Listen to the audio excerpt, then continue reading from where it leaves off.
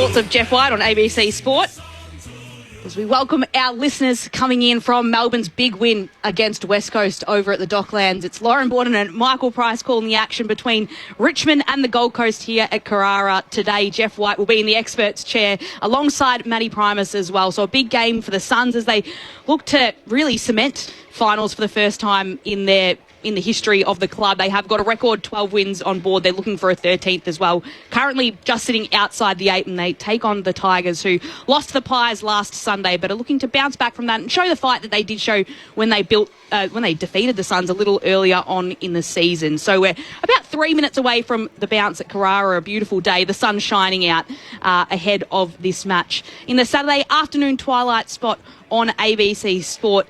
For those joining us, we've just had a little bit of chat about the midfield task ahead of Richmond today, but I want to pull up the ruckman as well for you, Jeff White. Jared Witts. So Damien Hardwick made sure to mention him in his post-match press conference last week, just to draw attention to him. It's game 199 for him. He's nearly pushing 200, but he averages more hit-outs to advantage than any other ruckman in the competition. Where do you rate him among those in the comp? Yeah, look, it was great for Hardwick to mention him last week, because all the focus was obviously on Noah Anderson and Rao and the tremendous games they had last week. But at the end of the day, if your ruck's not getting it, I'm being maybe a little bit biased there, then it's not getting to the spots where you want to set up. So it's a big challenge for Witts today. Nankervis is a good player, the captain of the footy club.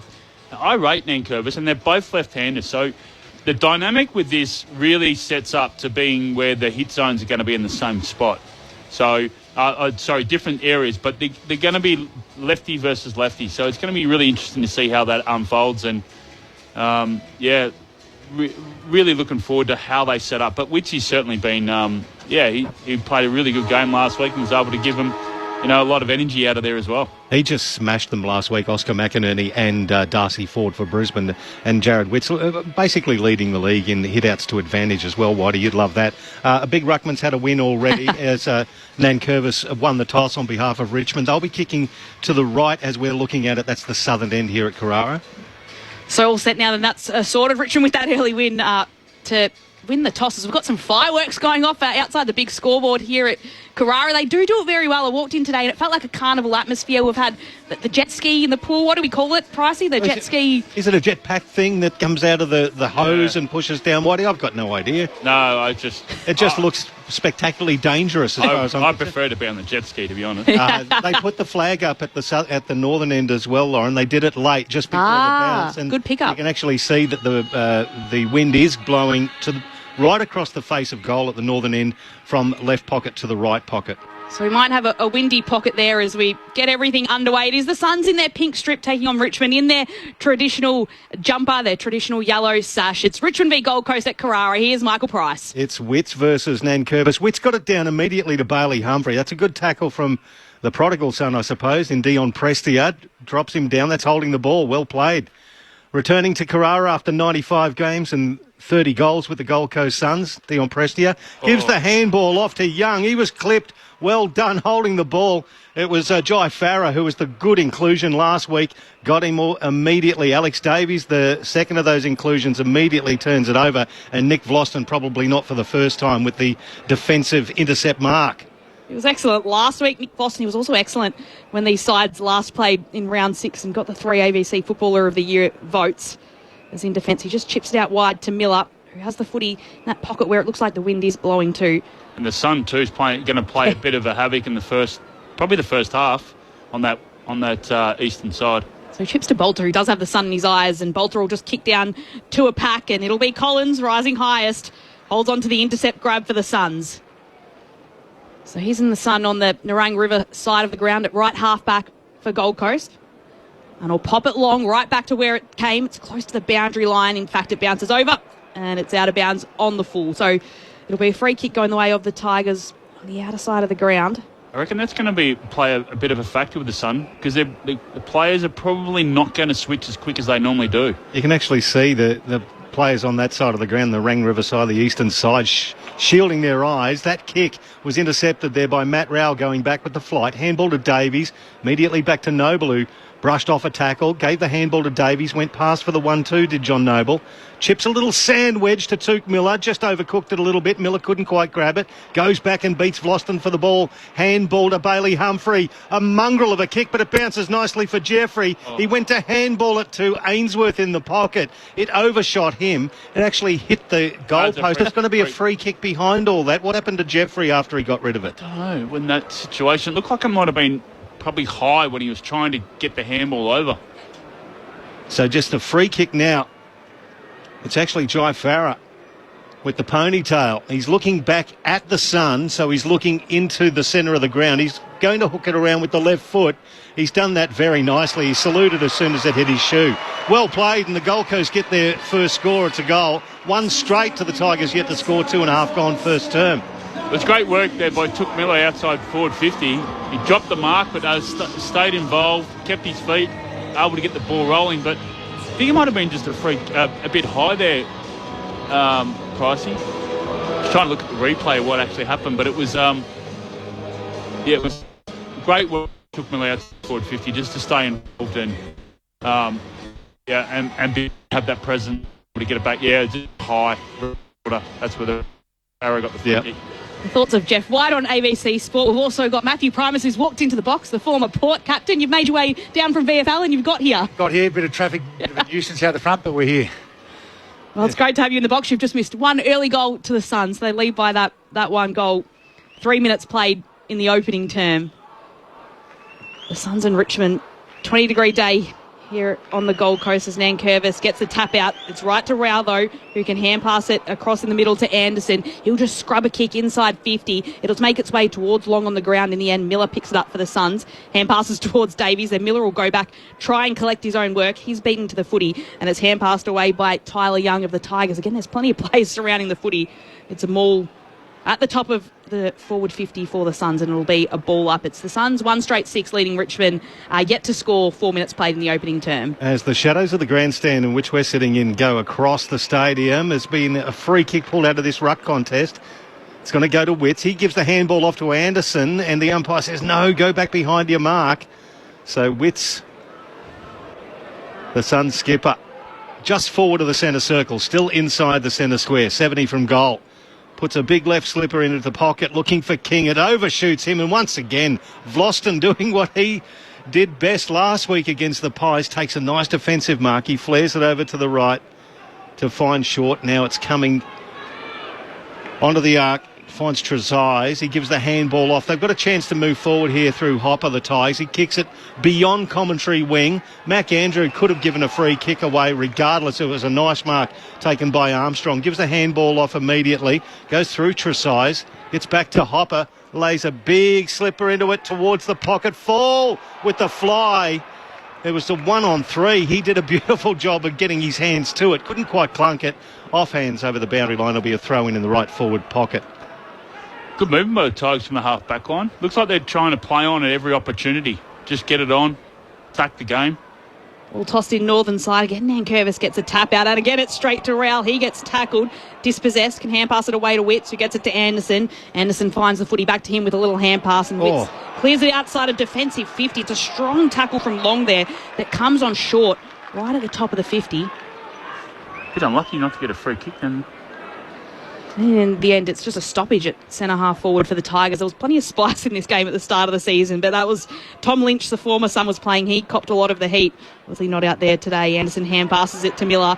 He hand passes it to Davies in the centre of the ground. Hand passes it across to Rowell. He puts it on his left boot, trying to curl it inside 50. Ainsworth is at the back. He'll have to be in a chase with Short to get to the footy. Short gets there first. He's happy to run it over the boundary for a boundary throw-in. It's the Suns leading by 1 straight goal. Tigers yet to score. 6 minutes played in the opening term. Matty Primus, what are you expecting from this match? Well, look, it's some good improvement from Richmond over the last couple of weeks. But you would think with what's on the line for the Suns over the next month, they'd want to put them to the sword pretty quickly. Throw in across left half forward for the Suns, and they get the benefit of a free kick at the stoppage against Prestia. It'll go to Matt Rowell, had a monumental game against Brisbane last week. Chips it forward, barely the 15. In fact, the umpire said play on. Tuke Miller curls it around his body. Oh, that was slapped out of the path of Vlauston. He was going to get that as an intercept. It came off the boot of Long. Once again, it's put the Tigers under pressure. Good tackling effort there from the Suns, bringing the ball to ground about 30 metres out from the Suns' goal. They're leading by 6 points with nearly 7 minutes gone of this first quarter. Ball to be tossed up in the sunshine right in front of the Suns' goals. Miller will go chasing after it. In the end, it's cleared by Trezise. He was going towards the boundary line, picked up by Sonzi, who can grab it. Then hand pass it backwards towards Ross, who moves it forward. Back to Trezise, who takes a bounce with the footy. Can hand pass to Prestia on the edge of the centre square. Hand passes back to Trezise. They work in just a flurry of hand passes back to Prestia, who will now clear the footy onto the outer wing, putting it in front of Vlauston, who can run onto it and just chip it forward. This might work for the Tigers. They won't hold things up, though, as Sims takes the mark and then shoves it on his boot. Long kick to a pack. Collins again had front position, brings it down to the ground, goes between his legs, and then will be dived upon on top of. Yuland is in there for the Suns, and Armstrong's in there for the Tigers, and the umpire will come in and throw the ball up just inside 50 for the Tigers. Yet to score a goal so far in this opening term. So good scrap so far. Tigers 50 metres out from their attacking goal. Off hands, Rao, the ball. He was tackled by Ross. Still got the ball away. Fiorini through Yuland straight up the middle. It goes to Flanders. Flanders now inside 50, looking for King. King did the body work early against Bolter, but he fell over. Bolter too strong. Gathered the ball. Handball back to Short. They cross the 50. Now Tigers through a chain of handballs with Trezise to Sonzi. Sonzi on the right. Shoot, that's a floating sack. It'll just make it inside. It was well read in the end by Mansell. Takes the mark right beside the interchange gates, but the Suns have set up nicely in front of him, so he just has to bomb it long inside 50, and that served Mac Andrew very, very well. Floated across the front of the pack and took a great defensive mark. Yeah, they've got to use Armstrong going forward a bit more, just lower their eyes, because he's zoning off Armstrong at the moment, so they've got to use that to their advantage, the Tigers. Andrew chips it out to Collins, left half back for the Suns, who'll go long down the line. It goes over the top in the end of Reid, who finds it back, though, as the hand pass comes back to him from Butterick. Inside 50, he'll go towards King. He was scrapping and desperately trying to save it with both hands, but it's over the boundary line for a throw-in about 15 metres around from that left behind post. Yeah, as Whitey said, they've got to be really mindful of Gold Coast's ability to intercept the ball and also their stoppage stuff. And it's 6-1. If they don't be mindful of the intercept marks and stoppages, they're going to be defending really poor territory all night, Richmond. Yeah, Ben Miller's going to know he's alive against Ben King. Throw in, left forward pocket. Witts just got his hands down to it. Nankervis towed it off the deck. It landed in the arms of Prestia, gave it across to Banks. His flying outside of the right boot check side went to the outer wing. Steely Green, too much pace for Noble. Gathered. He's going to get the 1-2 off Trainer. No, Trainer goes backwards. And just short of centre wing finds Vlauston. He more aggressively goes into the corridor to find Hopper. Hopper now, that's a very aggressive kick, too aggressive. In fact, he's turned it over. Lockie Weller for the Suns bangs it into the middle. They're going to run here. Goes through long to Anderson. Anderson kicks it into the pocket looking for King. Bounces a metre in front of him. Once again, he's got Bolter for company. Bolter picks it up and just gets tackled as he releases the ball. Trainer tracks it back towards the boundary line. Gives it to Banks by hand. He's turned it over now. Matt Rao. Just kept it in the Tigers defenders there, but turned it over. Rao has it. Chips inboard towards Yuland. He looks to his left, then decides to go directly into the forward 50, and King's on the end of it. That's better from the Suns. There's so many times they've gone inside forward 50 already in this first quarter that they haven't put it to the favoured side of their teammates. And that situation there, King was by himself for a little while. Just had to put it in front of him. So Ben King will have the footy and he'll kick from about 45 metres out from goal. The sun just going behind the clouds as well as he takes this set shot.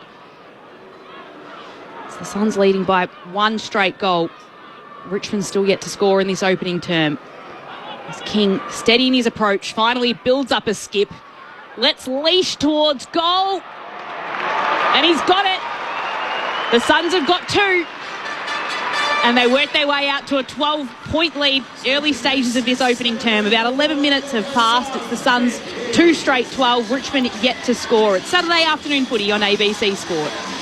Yeah, what Whitey was correct to is that they're dominating inside 50s. I think it's 10-3, but they just haven't capitalised because their kicks have been pretty poor. The Suns forwards have been out, but Bolter's defended pretty well then, but he's probably had 3 or 4 efforts in a row there, and eventually the fourth or fifth effort, he couldn't go with King, who was able to get back and hit the line up there. So, as I said, if they don't fix up this stoppage stuff and the intercept marks, their backs are just going to be defending, and eventually the scoreboard will really tick over hard against Richmond. So really important. These mature guys, they've got Nankervis and Prestia and stuff in the middle. They've got to win some of their ball and give their forwards a one-on-one look straight away. Otherwise, it'll be a long night.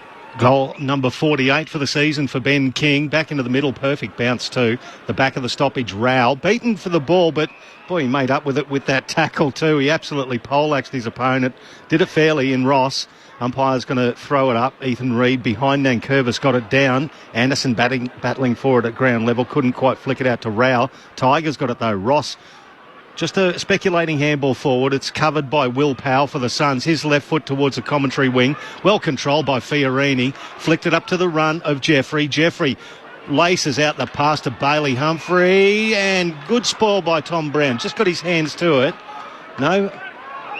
It's going to be, yes, it is going to be a throw in. I thought there was a little conference going on between the boundary umpires, but it'll be thrown in at left half. Seeing more and more of those little conferences, I think, Pricey. Indeed, maybe it's time on camera. I don't know. Well, I've decided it will be a throw-in just to the left of our broadcast position and outside the forward 50 for the Suns as Reid and Nankervis go at it. Rowell barges through, takes the footy and takes the tackle of two Tigers right down to the turf, and we'll have a ball up. Just have a look at, the Champion Data just reporting that Jonty Fall is getting some treatment on the bench there, so we'll keep an eye on that for you. Keep an eye on that. He did go up and take that big mark, maybe landed a little heavily. Yeah, he might have rolled his ankle. It's sort of that. Ooh. Yeah, he was hobbling a little bit. So hopefully that's the case and be able to strap it a bit tighter. Camden McIntosh, the sub for Richmond. It's the third time he's played that role this year. He's been subbed off a couple of times as well.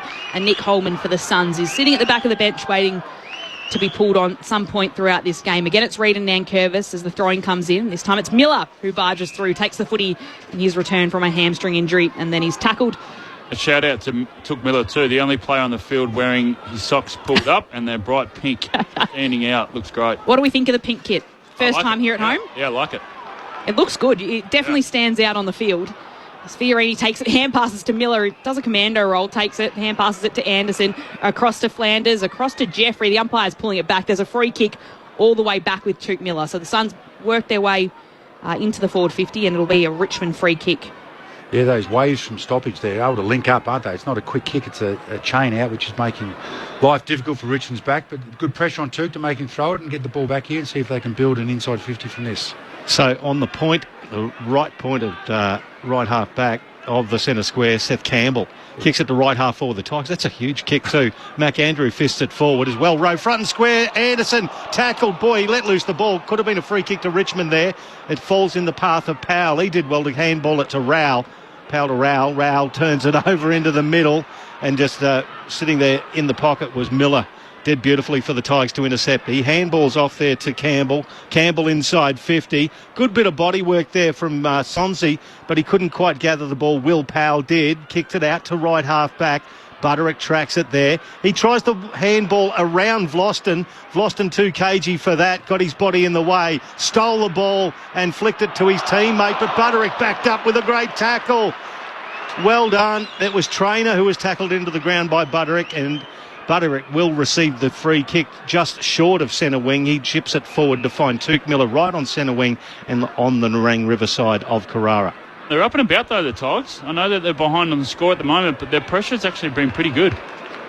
Miller chips it down towards Flanders, who takes the mark and just chips towards Farrer at the top of the 50 again. He got some separation. He can find Rowell with a little 15-metre kick. It was probably just that. But Rowell will mark almost directly in front of goal, and he'll have a set shot basically from where Ben King was able to slot one a few moments earlier. And this is the maturity of the side, Pricey, and we've seen the Suns a lot where they've just continued to bomb it, kick it in the wrong position. Now they're lowering their eyes. They're hitting these targets just on the 40 to 30 metre arc of the inside forward 50. So good maturity to realise that going inside forward 50, kicking it long wasn't working. So Matt Rowell with an incredible performance last week, 37 touches, and 17 clearances, I think it was, as well. He puts this one out to the right for just a minor score. So the Suns' lead extends out to 13 points. It's Gold Coast 2-1-13 playing Richmond, yet to score. 16 minutes gone in the first term. 0437 774 774 if you want to get in touch throughout this game. It's Richmond and Gold Coast up here at Carrara, and will be followed by the big one, Collingwood and Brisbane, later on Saturday afternoon footy on ABC Sport. Now, Michael Price. What an incredible kick that was from Bolter. It was 65 metres, but Sam Collins pinched it. He chipped it forward now, just beyond centre wing to Miller. Miller gathers, gets it to Fiorini, who chips it to Ethan Reid. He takes it 40 metres out, but he's on a very tight angle to the left. It's in this young fella's wheelhouse. He'll go back and have a shot at goal. You have to kick it to the left. The wind's sort of moving, isn't it, Pricey? So it needs to be a bit of a left to right kick, this one. Yeah, the flag's gone a little bit limp at the southern end. Just having a look at Jonty Fall on the bench. He's already got the jacket on and not looking too happy. So we should see something happening down there. We'll alert you as soon as that does happen. But Ethan Reid for the Suns, the young man taken at number 9 in the 2023 draft from Palm Beach, Currumbin. He's a local. Gets it from 45. That is a magnificent strike. Beautiful drop punt kick. Straight through the middle. The Suns get their third. 3-1-19 to the Tigers yet to score. We've played 17 and a half minutes on the first term here at Carrara ABC Sport on a Saturday afternoon. Well, I think Whitey mentioned it just before. Richmond's pressure in their front half is pretty good. But, wow, once it gets over halfway for them, the Suns are kicking the ball inside 50 with no pressure at all. And their backs don't know whether to sag off, play on their man, come off an air assist, all those sorts of things, because the kicks are just coming in with no pressure. And if that continues, they're going to be shots on goals galore. So, yes, their pressure in their front half has to be good, but, geez, they have to turn around quickly and find the guys in pink off a turnover. Otherwise, it's going to be impossible no matter how many backs they want to put back there. Rouse had 9 possessions already. Yeah, he's looking to break his target from last week. Yeah. He's on 50 watch. And 4 clearances. Yeah. He's already on fire. We're only 18 minutes into this first term. Matt Rail's already showing what his worth is. It's a little shin from Anderson, goes only as far as Short, who picks it up, shoves it on his boot as quickly as he can. Powered front position, just couldn't pull it down. Sims goes in for the Tigers. In the end, it's won by Flanders of Gold Coast until his hand passes a turnover towards Ross. He tries to flick a little ball across to Trezise, but it's stolen in the end by Weller, and it's the Suns will be able to use it along the Nerang River side of Carrara Stadium as it comes back to Weller, and he just chips it down to the ground. And he's able to find a mark out of sight of the ground. It's Ethan Reid who's got it after the beautiful goal he just scored. It's a nice pass inside 50, close to the boundary low. No mark can be taken. It'll be a free kick, though, for chopping in the arms. So the Suns will have another set shot. This is a tough angle for Ben King, just inside the boundary line. They'll kick from about 30 metres out. This is their... The direction they've changed, really good from the Suns so far with lowering their eyes. So King on the approach. He starts way back at the advertising hoardings to then release his kick towards goals and try and bend it with the wind. A miraculous kick from Ben King as well. That's 2 for King, and we have just begun this quarter. So we welcome our listeners as well coming across from Western Australia. You've just come after Ben King's second goal for the first term. It's Gold Coast against Richmond here at Carrara, and the Suns have roared out to a 25-point lead. 4 goals won, 25. Richmond are yet to score, and we've just ticked over the 20-minute mark of this opening term. So all 4 goals of the opening term so far have come the way of the Gold Coast. Suns, a little bit of a wind around as well, blowing towards the end that the Suns are kicking. But it's Jai Farrow with the opening. Ben King's got 2, including the most recent, as we head back to the centre bounce, and Reid as well with a single goal here for Gold Coast. So a good lead by 25 points. Lauren Borden and Michael Price calling the action for you. A pair of rucks in Jeff White and Maddie Primus, your experts today for this afternoon game. It's Saturday afternoon footy on ABC Sport. Umpire Hosking. That's another really good bounce. All 3 umpires who've had a crack at it have delivered straight ones. Maybe they know Greg Swan's watching as it comes off hands. Nankervis gives it forward, and Took Miller just tackles him straight into the ground. He buries Dion Prestia, the former Sun there. Umpire comes in, throws it up this time. First one to it is Anderson. He had Prestia for company. Just flicked a handball up, Dave. He's tackled by Nankervis. You'd favour Nankervis there with the size advantage. So beside the centre circles, they'll do it all again. Wits, that's beautiful ruck work down to Anderson. Handball to his neighbourino in Flanders. Gives it off there to Jeffrey to right half forward. Ainsworth takes it.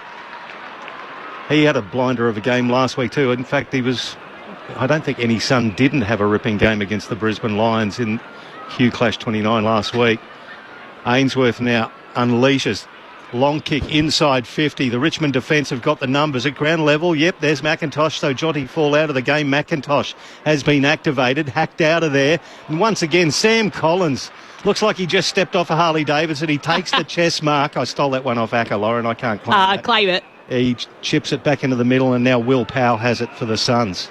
That's 3 intercept marks already for Collins.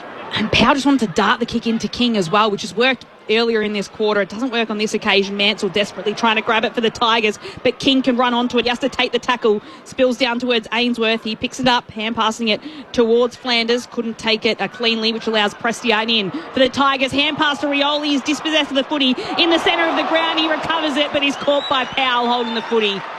There's the underrated player I've been talking about, Pricey.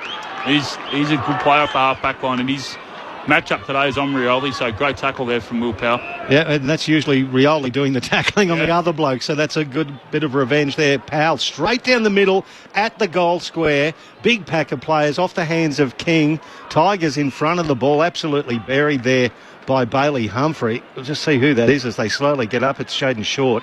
So it's only 30 metres from the Gold Coast Suns goal. They're leading by 25 points. Tigers really inside 50. Off hands, actually, that's going to be a holding free kick, and it'll go to Toby Nankervis to relieve a little bit of pressure for the Tigers. The big ruckman flares it to the right, and he just finds Tresize there. Tresize with the footy, hand passes across to Banks, who weaves it along the broadcast wing towards Steely Green. So he's marked the footy. He waits for his teammates all to get ahead of him. It's only Morris Rioli inside the forward 50 as the kick comes down to Seth Campbell. Still a couple of kicks from goal. He'll put it into the right forward pocket. He was looking for Sims. Couldn't take the mark. He had 3 Suns around him, and it'll be a throw in about 40 metres around from the right behind post. Richmond's attacking 50. Tigers have made a change too, Matty. They've sent Bolter forward. Yeah, he got taken off after King's last mark. Just playing too far behind and not good on a lead-up player like King. So with Jonty, with Fowl going... Goal down out, yes. Yeah. He's played forward the last few weeks too when he's been able to play with his... Curfew, that's the word I was after. Witt's hand pass to Friorini finds Long. So it is Jonty Fall, the club saying a left knee, the reason he's out of the game. Wow. Camden McIntosh, and that happened very early stages of this match. So Richmond have already activated their sub, Nick Holman in the same role for the Suns as the kick comes down to Jai Farah. And he'll mark just right in front of our broadcast position. Yeah, Richmond got good numbers back, so slowed the ball moving down, which gives their backs a chance to defend. So he went straight to the wing to Anderson. Anderson flared it to Oscar Adams. He's been a good inclusion too. He kicks it to right half forward, but it was beautifully read there by Camden McIntosh. Took a double grab and mark. Now he handballs it forward to Ross. He goes past for the 1-2 handball. The experience igniting the Tigers there. He flicked it to Rioli, who got confronted really quickly by Will Powell. He turned it over, did young Morris Rioli. It's picked up there by Jeffrey, immediately tackled by Prestia. And at the point of the centre square at left half forward for the Tigers, the umpire will throw it up. Richmond haven't scored yet in this game so far. Gold Coast Suns leading by 25 points as the umpires found a free kick in the ruck. He's doing well, Witts. He's getting front position on every contest, and then when he didn't get front position, he gave away the free kick. So he's working really hard to get that position all the time. So game 199, he just chips it out towards Butterick. He's on the outer wing of the ground. His kick just goes over the head of Jeffrey, and Hotton's there to take the mark for the Tigers. Hand pass to a Morris Rioli. They're trying to move quickly. Seth Campbell probably went for a ball that wasn't his. Got a fingertip onto it. Spills to ground that allows the Suns defenders to recover as Andrew just spirals a kick outside of defensive 50. It'll be coming back though as the Tigers mark through Ross. Ross chips it inside 50. He's got a man free. Found him. Seth Campbell. He's probably owes the Tigers one after sticking his mid in where it wasn't belonging a little earlier. So he takes a mark on a 45-degree angle to the left. He'll have to shoot from just inside 50. Yeah, good composure because they're getting so high, their forwards, they're playing quick when they get a turnover. There's nothing to kick to, but they slowed it down a little bit then and lowered their eyes. And a difficult shot on goal, but at least it gives them time to reset. So the 20-year-old Tasmanian will be being watched very closely by the Devils there. Comes inside 50, strikes it well, but it's across the face. Big pack of players, fisted forward, Noble. He's tackled immediately. It held as soon as he got it, so the umpire will come in and ball it up on the edge of the goal square. Tigers in attack. Umpire tosses it up. It's Nankervis. They can get the tap out towards Hopper. He swings it onto his boot. It's rushed through for a minor score. So the Tigers' first score of today is just a behind.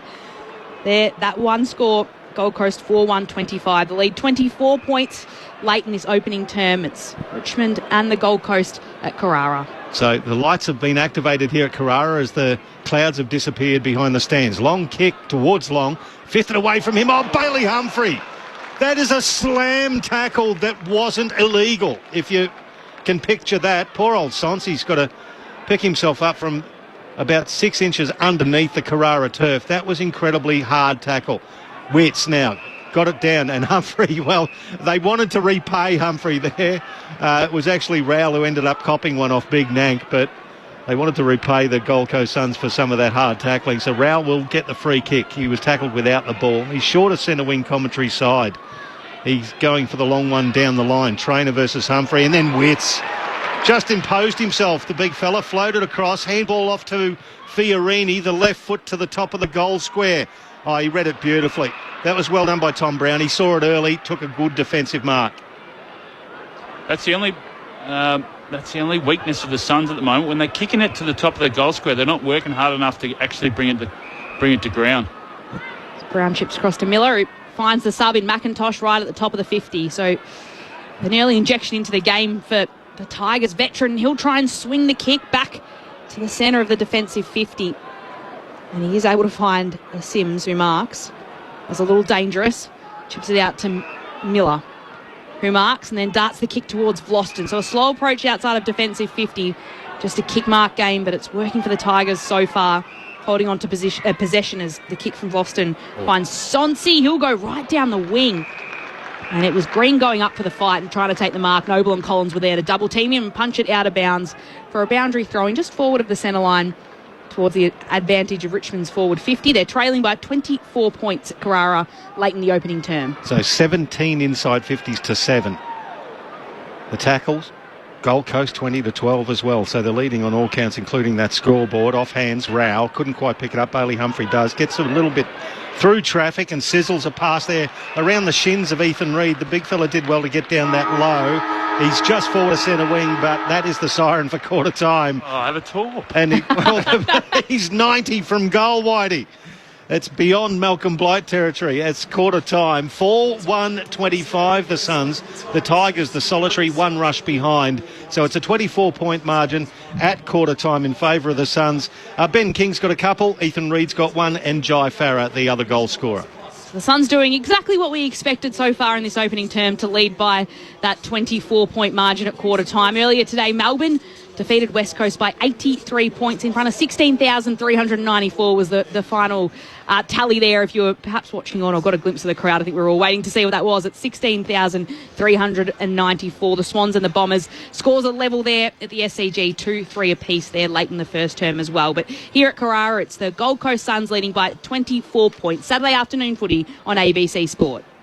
Nocturnal Worlds. This podcast invites you into a world of relaxation and wonder. Search for the Nocturnal Worlds podcast on the ABC Listen app. The summer of cricket has arrived early. Lobs it straight down the ground for six. He's on the pull shot. Boy, did he get that. White ball cricket takes centre stage in the top end as Australia take on South Africa. Shout for leg before, finger goes up. It all starts on Sunday, August 10. Down the pitch, there we go. Bang. Every ball live on the ABC Listen app. Just click on the cricket button. This is the 2025 AFL Premiership season on ABC Sport. Farah with the ponytail. He's looking back at the sun, so he's looking into the centre of the ground. He's going to hook it around with the left foot. He's done that very nicely. He saluted as soon as it hit his shoe. Well played, and the Gold Coast get their first score. It's a goal. One straight to the Tigers, yet the score 2.5 gone first term. King steady in his approach, finally builds up a skip. Let's leash towards goal. And he's got it. The Suns have got 2. Ethan Reid for the Suns gets it from 45. That is a magnificent strike. Beautiful drop punt kick. Straight through the middle. The Suns get their 3rd. So King on the approach. He starts way back at the advertising hoardings to then release his kick towards goals and try and bend it with the wind. A miraculous kick from Ben King as well. That's 2 for King. This is ABC Sports coverage of the AFL. On your radio. ABC Sport Digital. And on the ABC Listen app.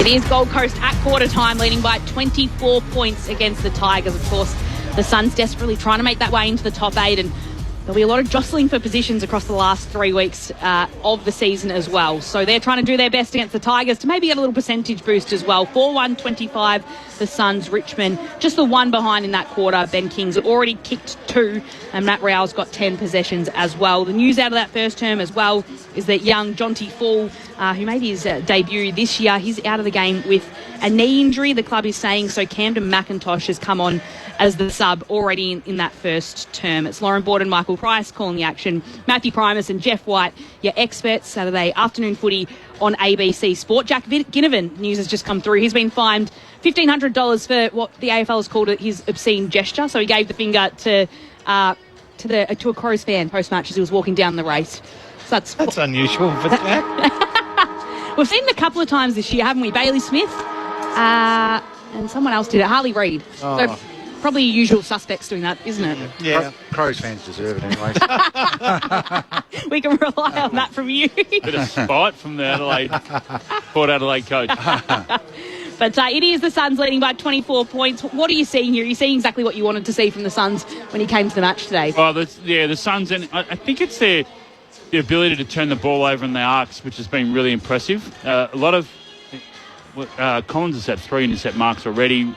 Will Powell's been outstanding on Rioli to be able to get that, not only tackles but also work off the half-back line. Joel Jeffrey, they're just really controlling in between the arcs. I think the biggest issue for the Suns is when they kick it close to the goal square.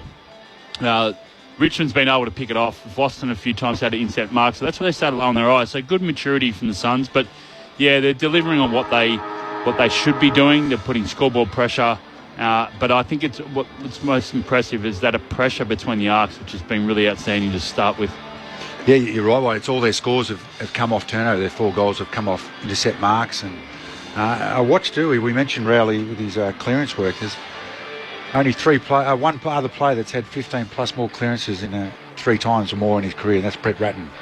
And Rowley's already done it 3 times, and he's had 5 already. So, and he's only, how many games has he played, Rowley? He's only up to, this is game number 64. 64, there you go. So, it shows you what his strength is clearly. But, yeah, they're doing exactly as 104, taking advantage of a young Richmond team and who's coming to the end of a long season for them, and the Suns are playing as if it's a team that's got bigger things ahead of them. And their stoppage clearance too, they're 12-4 in favour of the Suns. Yeah. So the ability to get to the foot of Witts. I've been really impressed with Witts, how he's been able to get his front position on Nankervis, because he's a big fella, but he's working really hard to get that front position to be able to get the hits. So Gold Coast on top at home as we begin the second quarter. They've got a 24-point lead. Richmond just with 1 behind on the scoreboard in the first term as Witts and Nankervis go at it in the ruck. Nankervis falls to his knees. It's a Witts tap out though, across to Anderson, who hand passes it to Humphreys, who goes directly inside the forward left pocket towards Reid. Just couldn't take the mark. It allows an in the end for Vlosten to come in, pick up the footy and be tackled down to the turf by Long for a stoppage in the left forward pocket for the Suns. So Witts makes his way to the ruck and meets Nankervis there. The ball just spins over the back of their pack. Trezise takes it. He's taken to the turf as well by Reid. And there'll be another ball up forward 50 for the Suns, leading by 24 points early stages of this second term. Umpire throws it up quickly. They're doing that. As Nankervis slaps it into his own path and lays a big slipper into it. It bounces at centre wing. Sam Collins, you can't pass him. Handball through to Noble. Noble to a big pack, fisted forward by the Tigers. Nankervis in the role of Rover actually knocked out his own player and Hopper. Picked up by King. Has a flying shot for the Suns. It bounces across the face of goal and it goes over the boundary line in the right forward pocket. It's going to be a throw in. Suns in attack and leading by 24 points early doors second term. So across at the SCG, it's the Swans against the Bombers, and it is the Sydney getting out to an 11-point advantage very late in that opening term. 4-3-27 the Swans, Essendon 2-4-16 as the ball gets tossed back in. It comes to ground. It's Long that picks it up, hand pass to Andrew. Hand passes back to Rowell, who spins in a full 360 before darting the kick towards Noble. It just overshot him, but Collins was there to pick it up and help his teammate out. Hand pass across to Jeffrey, hand pass to Noble, and they'll recover here, the Suns. He just chips it out wide to Fiorini at left half forward, and his little chip will come in. Again, a shallow entry into the forward 50, but Long's on the end of it and can hold on to the grab. Yeah, it's a problem sometimes with a team that's losing a lot of territory. Your forwards end up just continually creeping up the ground, and then when they do win the ball back in their back 50, they've got nothing to kick to, and the Suns are just toying with them, being able to switch the ball back inside, and there's so many outnumbers and shots on goals there. It's really hard work, but the forwards have got to be a bit more disciplined at trying to hold and allow their mids to do it something, so they've got a target when they rebound. So Ben Long was one of those stars from last week, like you mentioned, Pricey, who had a great game. 4 goals he put on the board last week. He kicks this one through for the Suns, and that's his first for today. And it's the Suns' first of the second term. They push out to a 30-point lead. 5-1-31, Richmond just that one behind. 2.5 minutes have been played in the second term. It's Saturday afternoon footy on ABC Sport. That's what's been really impressive so far, is the half forwards, the ability to get the contested footy, being able to put the pressure on, but then also the ability to work hard forward and get some space. If they're not being used, then the advantage is on the big fellas, the Reeds, the Kings up forward. So really impressive from the Suns so far to be able to lower their eyes and really get those targets. And they're spreading the defence of Richmond. Good finish by Long. He's got that down pat so far this season, Ben Long. 33 goals from the half-forward line, if you don't mind. It's not a bad return. Comes back into the middle of Carrara. And another good bounce as Witts gets this one away from Nankervis, but it's hacked out of there by the Tigers. Good mark taken by Bodie Hewlin. Gee, pound for pound, he's one of the best defenders in the league, this kid. He is undersized in a lot of matchups, not there against Houghton. Actually had the edge in power. He comes back inside the corridor to Jeffrey. Sweeping handball into the circles to find Anderson through Collins to right half forward. Oh, Noble picked Sonzi's pocket. Has a flying shot from 45. It just fades late and goes left for one behind. 5-2-32. The one solitary behind of the Tigers. 31-point margin. There's those half-backers there, Pricey. Joel Jeffrey, Bodie Hewlin, and then finished by Noble. So the ability to run off the half-back line is really powerful for the Suns. Boston takes the kick in, doesn't have his mate Nathan Broad down in the back line, who's out with illness for this match. His kick will find Houghton out on the wing, unsure of what to do with it. In the end, can just hand pass it back to Trezise, who puts it on his boot to gain some distance. Jeffrey comes in, 2 hands, couldn't take the mark.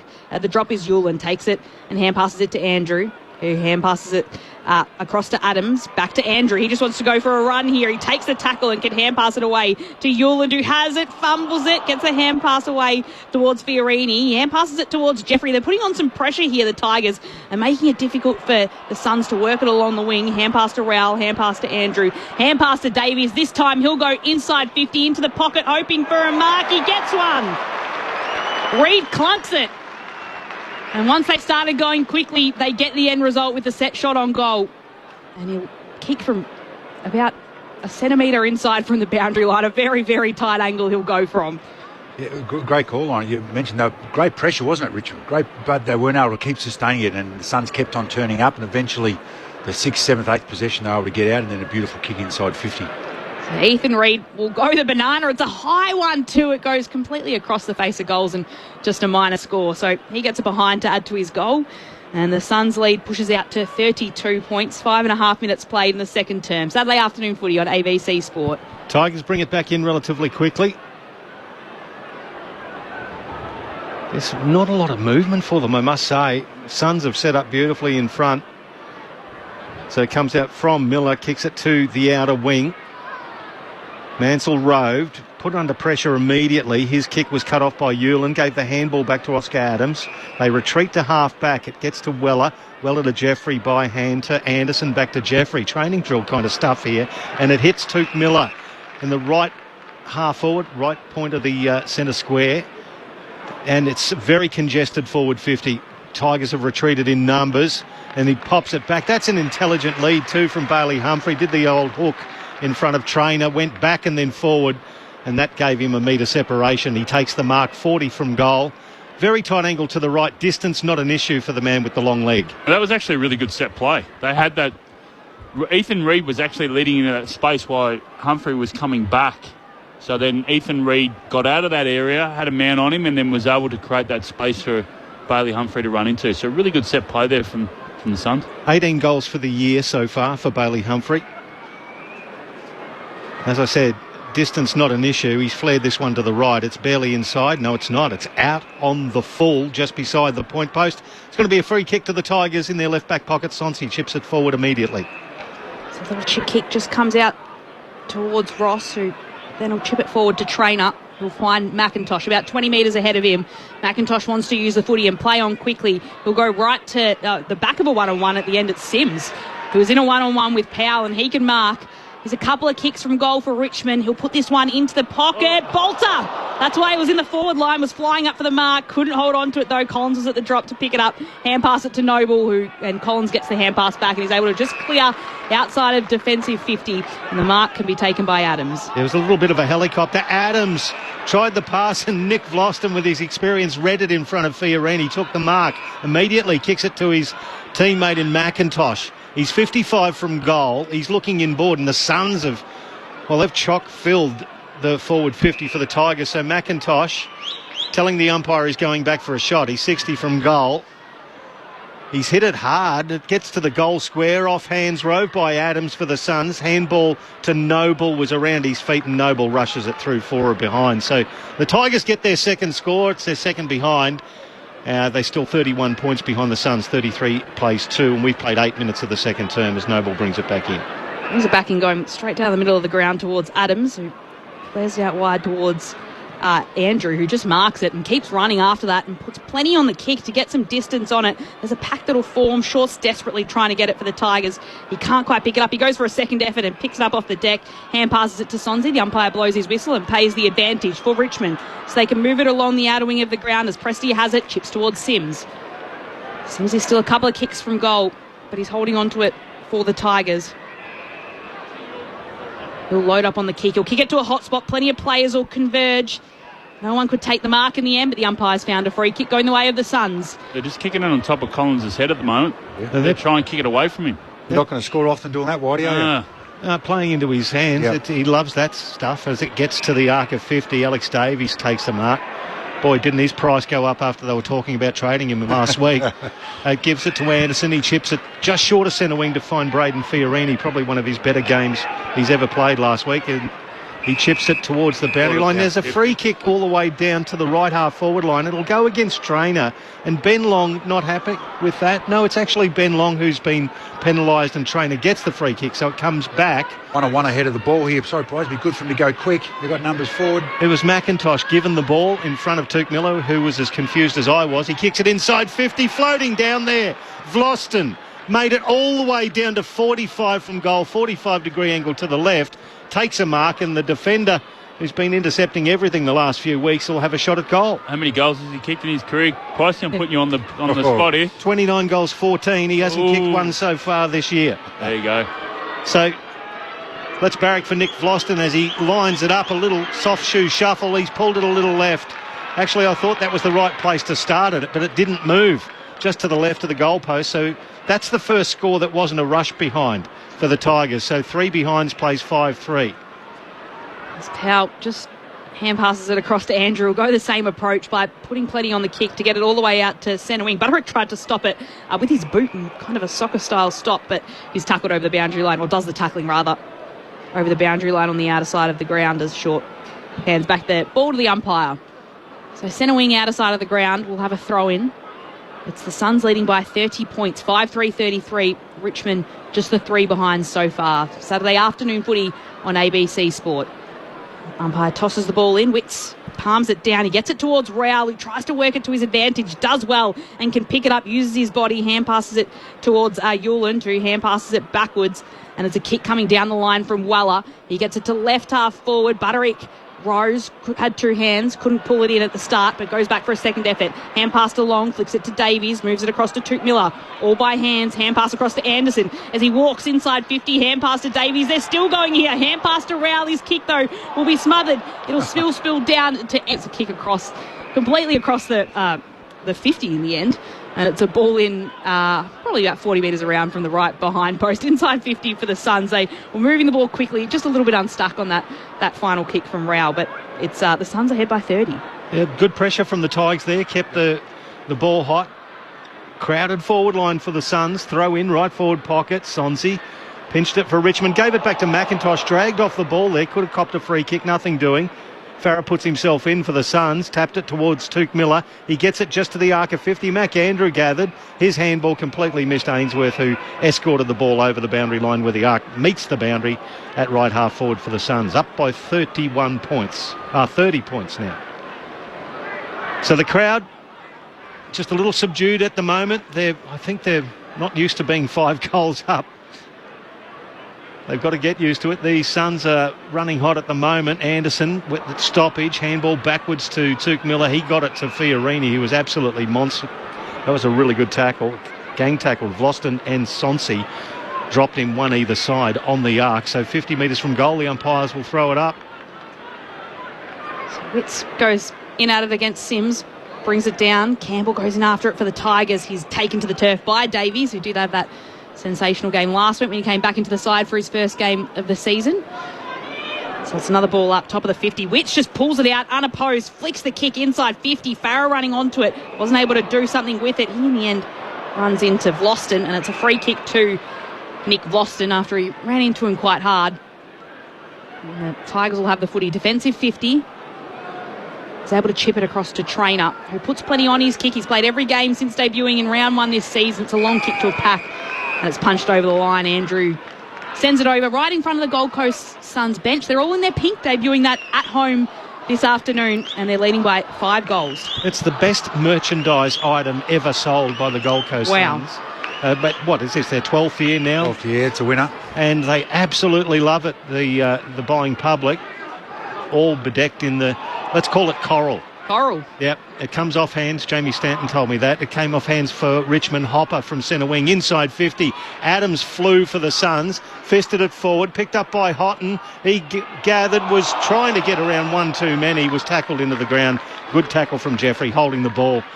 They're just those kicks inside 50, Richmond. They've got to go offline. They're just kicking it straight line. I think Whitey mentioned it. It just allows the big, mature defenders to be able to spoil the ball. Kick it offline to grass or space and give their young forwards a chance to compete one-on-one in the air, or at least in space. Jeffrey to centre wing, and then he kicked it off the ground, did Ben Long. It was to Farah. It was flicked off the deck, but there's a hold. It's going to go to Richmond. It'll be a free kick.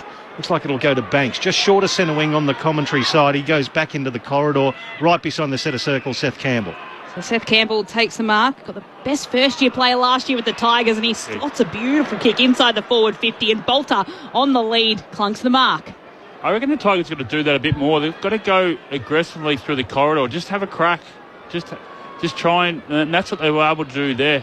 The pressure from the Suns has been outstanding. 26 tackles to 13, but what's really impressive is 8 tackles to 1 inside their forward 50. So they're really dominating that area. Oh, Bolter deployed down forward. Lets loose from outside the 50. It'll drop short. It'll hit the right behind post on the full. So no score there for the Tigers, no score for Noah Bolter. And in the end, it'll be Mac Andrew with the free for the Suns. They're leading by 5 goals. Just kicked 1 goal this term, the Suns. 15 minutes have been played. Their other 4 came in the opening term, Pricey. So 1 goal, 2 to a couple of behinds for the Tigers. That's a monster kick, and it gets to the outer wing. Young picks it up for the Tigers. His handball was semi-cut off there by Ben King a long way down the ground, so the Tigers have got another chance.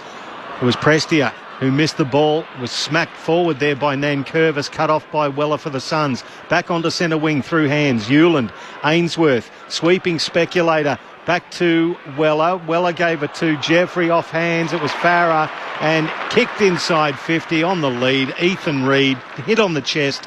40 out, slight angle to the left. Actually, make it 30. He's been lively today, hasn't he? Ethan Reid already. Ability to using his endurance to good stead tonight. He's a big lad, only 20 years old. They've got a lot of faith in him. First rounder, as I say, from Palm Beach, Currumbin, the footy factory here on the Gold Coast. Just angle to the left. Has kicked 1 goal 1. He'll let this go from around about 40 metres. Saunters in. The right foot looks nice, but he's pulled it a little left, one behind. So 34 plays 3, back to a 31-point margin, and we've played 16.5 of this second term at Carrara. Triple header today at Carrara. The VFL was on beforehand. The Gold Coast defeating the Tigers in the VFL, and then following this will be an AFLW pre-season match as the Suns take on Geelong as Richmond try and move the footy quickly across to centre wing where Bolter does his best to regather the footy after dropping it. He hand passes it straight to Andrew though of the Suns, who hand passes it to Rowell, takes it and can hand pass it to Flanders in the centre of Carrara. Hand pass across to Noble. Again, they're working their way quickly. The hand pass comes to Farah. He drops the footy, can still recover. Hand passes it across to Miller, who just chips it out wide. Humphrey marks. Almost looks to play on, but holds things up, but he'll have a set shot at goal. Yeah, Toot Miller's running power. He was involved in that long down the line, got involved with the crumb, and then was able to just link up. Their running power of the Suns is pretty evident from up here when you watch it. When they go so fast, and he was able to go from halfback flank to kick the ball inside 50. Beautiful running. It's that strength, that halfback running, isn't it? So Bailey Humphrey has kicked a career high 18 goals this season already. He comes in to put this one right across the face of goal. Maybe the wind's blowing that way. We haven't had many successful scores this quarter. Just the 1 goal to Long at the very beginning of it. It's the Suns now 5-4-34 and the Tigers 3 behind. 31 points the margin, 17 minutes played. 26 inside 50s to 13. The Suns operating a goal efficiency of less than 20%. The Tigers at 0%. Wow. Obviously haven't scored a goal out of their 13 forays forward. They'll exit 50 here, though. Kick it just short of centre wing. Bolter, good contest. Brings it forward. Prestia immediately tackled. Got it off to Morris Rioli. That's a sandwich. Beautifully played. Just floated out, though, in front of Mansell. So it's out of bounds on the full. John Noble to accept the free kick for the Gold Coast Suns. Hasn't he been a handy addition since crossing from the Pies? Chisels one onto the logo to find Will Powell. Double grabber. Back into the corridor. They're being aggressive. Flanders now. What he plays off 1 or 2 golf-wise, Whitey, he's almost pro level. Well, that's what he tells everybody. I see him there a lot, so. So McAndrew gathers. Bit of rain, Pricey. I see the crowd all. They're retreating as a little. Maybe there's just a early drinkies. Who knows? It's coming forward for Butterick and chips it forward to Flanders. He's 70 from goal. The Tigers have really squashed things up defensively. Flanders chips it to right half forward, the right point of the centre square, and Will Powell. Just every Tigers player is inside defensive 50 here. Powell puts this one off the side of the boot. It's a good kick. He was looking for Humphrey just too close to the boundary line. Couldn't reel in the mark, and it'll be a throw-in. So I think you are right. It's a little sprinkling of rain. Yeah. Misty. The Gold Coasters aren't happy. So They've had enough. To be sitting out there, but they're like, hey, hang on. They're sugar babies, Lauren. They dissolve when 20 water comes. degrees was already a little bit too cold, and now we've got a bit of rain. As the ball's tossed in, Humphrey just tries to dig it out and gets it as far as Ross of the Tigers. Hand pass to Short, who hand passes it back to Brown. And he just chips the kick across to McIntosh. Still defensive 50 for the Tigers, but room ahead of him to move. McIntosh has, and he's a little indecisive with his kick, then goes flat. He was looking for Mansell, but Yuland was there and was able to help that over the boundary line for a throw-in. I reckon that's probably a positive for the Tigers this quarter, is that they've kept the Suns to only 1 goal. Yep. Quarter. But it's where they've been getting those score shots from, right near the boundary line, that's kept them out. Is the throw in off hands Davies. Tried to get through all of them. That's holding the ball. It should be. Good tackling effort. And it came from the skipper in Toby Nankervis. Just short of centre wing on the outer side. He's got a runner in Banks. He gives him the ball. Banks on the right slipper. Kicks it to right half forward. Houghton takes the mark in front of Hewland. There's a couple of talents there. Houghton back inboard to Hopper. Hopper's 60 from goal at right half forward for the Tigers, and the Suns have flooded back now. So he goes across the arc. Intelligent kick. It just didn't quite make it to Trainer. He did well, Trainer, to get it. Back to Short, back to Brown. Brown chips it inside 50. That could be a free kick. He played for it anyway. He was grabbed by Connor Butterick. It's going to be a free kick to the Tigers. Yeah, good movement. The Suns had 2 players back deep, which they've had all night, but they were able to come back around the arc and a bit of composure and rewarded with, as Whitey said, they've defended a lot better between the arcs, which has made it hard for the Suns to score, and they're able to do a bit of a good ball movement there going forward and give themselves a good shot on goal. So James Tresize with the free kick. Butterick standing the mark 40 from goal. Slight angle to the left. Only the couple of goals in his career. Tigers could really use it. That's a nice looking left foot. It flares to the right though. It goes with the wind and 1 behind. So it's 4 straight behinds to the Tigers. 5-4 to the Suns. 30-point margin. So the Suns all moving in. Jeffrey with a kick comes wrong off his boot. It means Ross can pick it up cleanly for the Tigers. Hand pass it across to Green. Or hand pass will move it back out towards Prestia. A long kick right down the middle of the 50. Andrew comes at the back to punch it down for the Suns. And then Powell comes in to provide some support. Yeah, it was a good kick, Prestia, offline. He could have just blazed away, but he actually kicked it offline, which gave the forwards a chance to compete in the air, and they get a stoppage inside 50.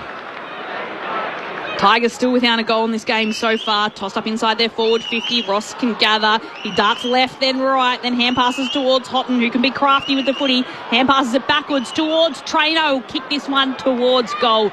It's offline and will be out of bounds on the full. So no score again for the Tigers. No change to that margin. It's 5 goals. Gold Coast advantage. So that's up from the 24-point lead they had at quarter time. Just a 1-7 between the two sides this quarter. It's just been played between the arcs as Noble receives and takes it from the arc of 50 towards centre wing. Brown did all the good work against Reid but dropped the mark. At ground level, Tigers have still got the numbers with Jaden Short. Back to Trainer by hand. He retreats to Banks. The umpires called play on, said it wasn't the distance. So he goes laterally to the left. He's all the way back to the arc, and it is Nick Vlosten who takes it for the Tigers.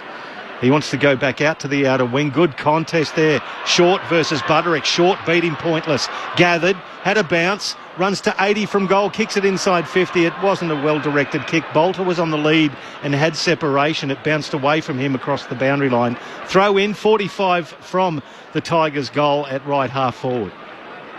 Yeah, they're doing better at stoppages too. The Suns have only won 3 this quarter and they've won 7 Richmond this quarter. So they've been able to right that ship and they're owning the ball a little bit better, which is making life a little bit more difficult than the first quarter than what it was for the Suns. Voice of Matthew Primus on ABC Sport as the umpire tosses it in and then curves a little tap towards McIntosh and he's caught and tackled by Real for another ball up about 53 metres out from Richmond's goal. Last 7 scores of the game have been behinds. Ben Long's goal at the start of this second term, the only goal in this quarter so far as McIntosh has the footy hand passed. Houghton craftily just taps it away towards Ross, who squares the footy up to Mansell. And they've got a mark inside 50 now, the Tigers. I'm really impressed with the Tigers this quarter. They've really wrestled their momentum. A lot of sides, they get on these rolls, they just continue, but they've come out this quarter, they've really played a bit of a one-on-one brand of footy, and they've really nice arm wrestle here from the Tigers. So Ryan Mansell now coming in to get a little bit of reward for the hard work from his teammates across this quarter.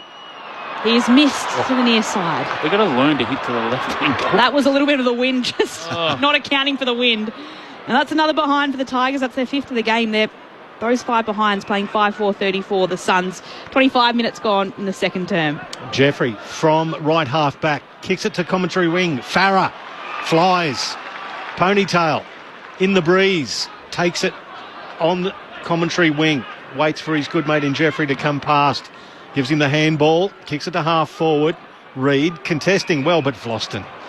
Boy, hasn't he just got better with age, Nick Vlosten? Yep.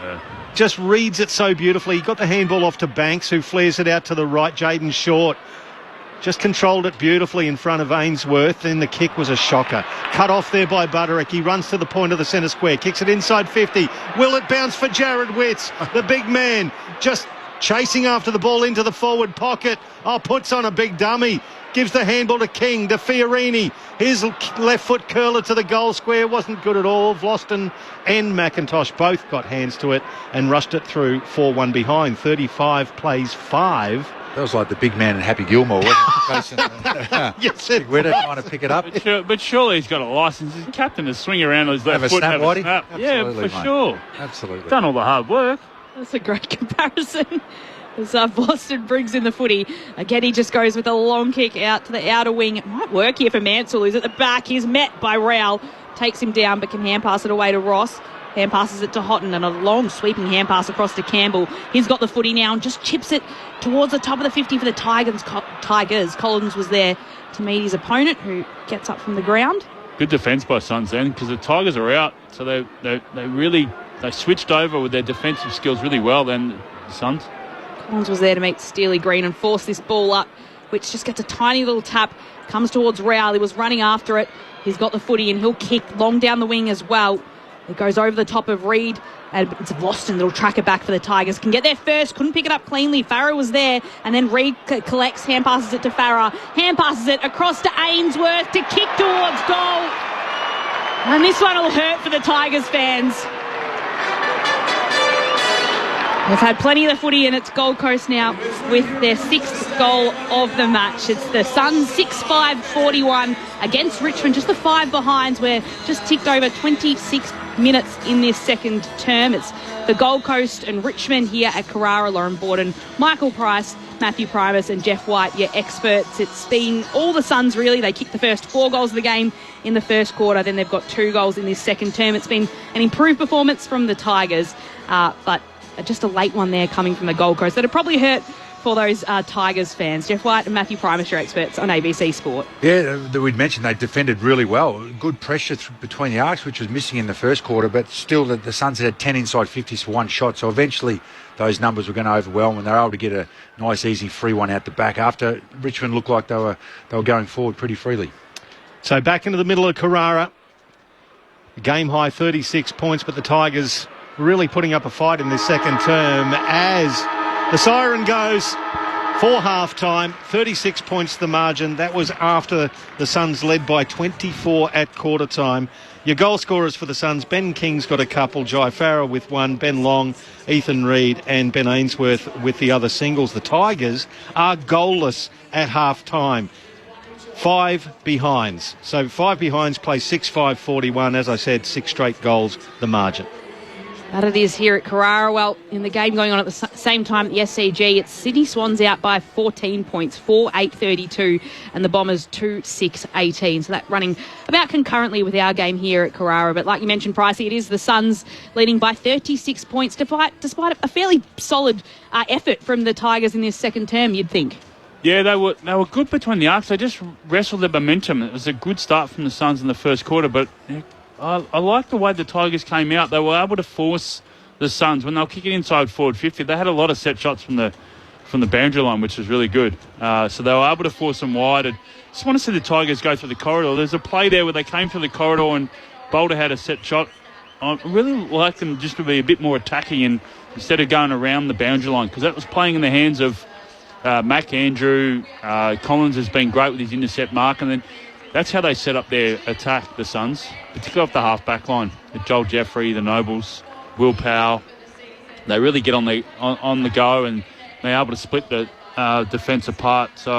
But yeah, the Suns are doing what they needed to do. They're being really efficient with their hand in, and even with that last goal with Ainsworth, they're running in numbers. So even though Richmond had really good pressure, Suns were able to get more players to the contest, and that's the difference at the moment.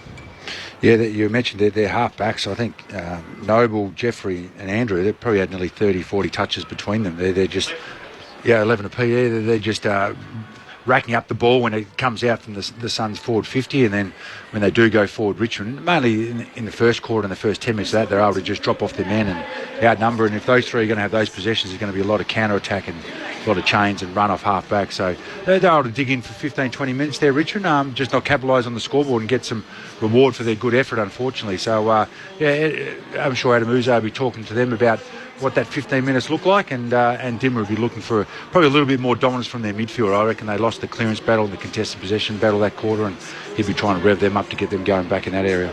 So Adam Jones in the studio telling us this is Richmond's lowest half-time score since round 18, 1996. So they've gone goalless in the first half, just 5 behinds. That's 28 years ago? Yes. Wow. Yes. It's a long On time. a beautiful conditions, isn't it? It's an amazing day for football, twilight game for football. So. And they've had a few set shots. They just, particularly down that end, the northern end of the ground, they've just got to aim for the left-hand side because the wind's going from left to right. So they've got to really play that in. And the same the other side, going the southern end, right to left. And that's where the Suns missed a few set shot opportunities because they weren't able to, hit at that right goalpost. So the wind's playing a bit of a factor at the moment. They look dangerous, don't they, the Suns, when you see how fast they move. That there are a few times they might have tripped up a little bit at the top of the 50, but when they went quickly, it was like the Tigers were all over the place, just couldn't account for where the hand passes were pinging around. Yeah, it's the way you picture a Damien Hardwick team loves to play. It's off a stoppage or off a half-back line, their ability to go so quick, link up with. They don't want to waste the ball. They're running power off the half-back line. They're wingers and on ballers.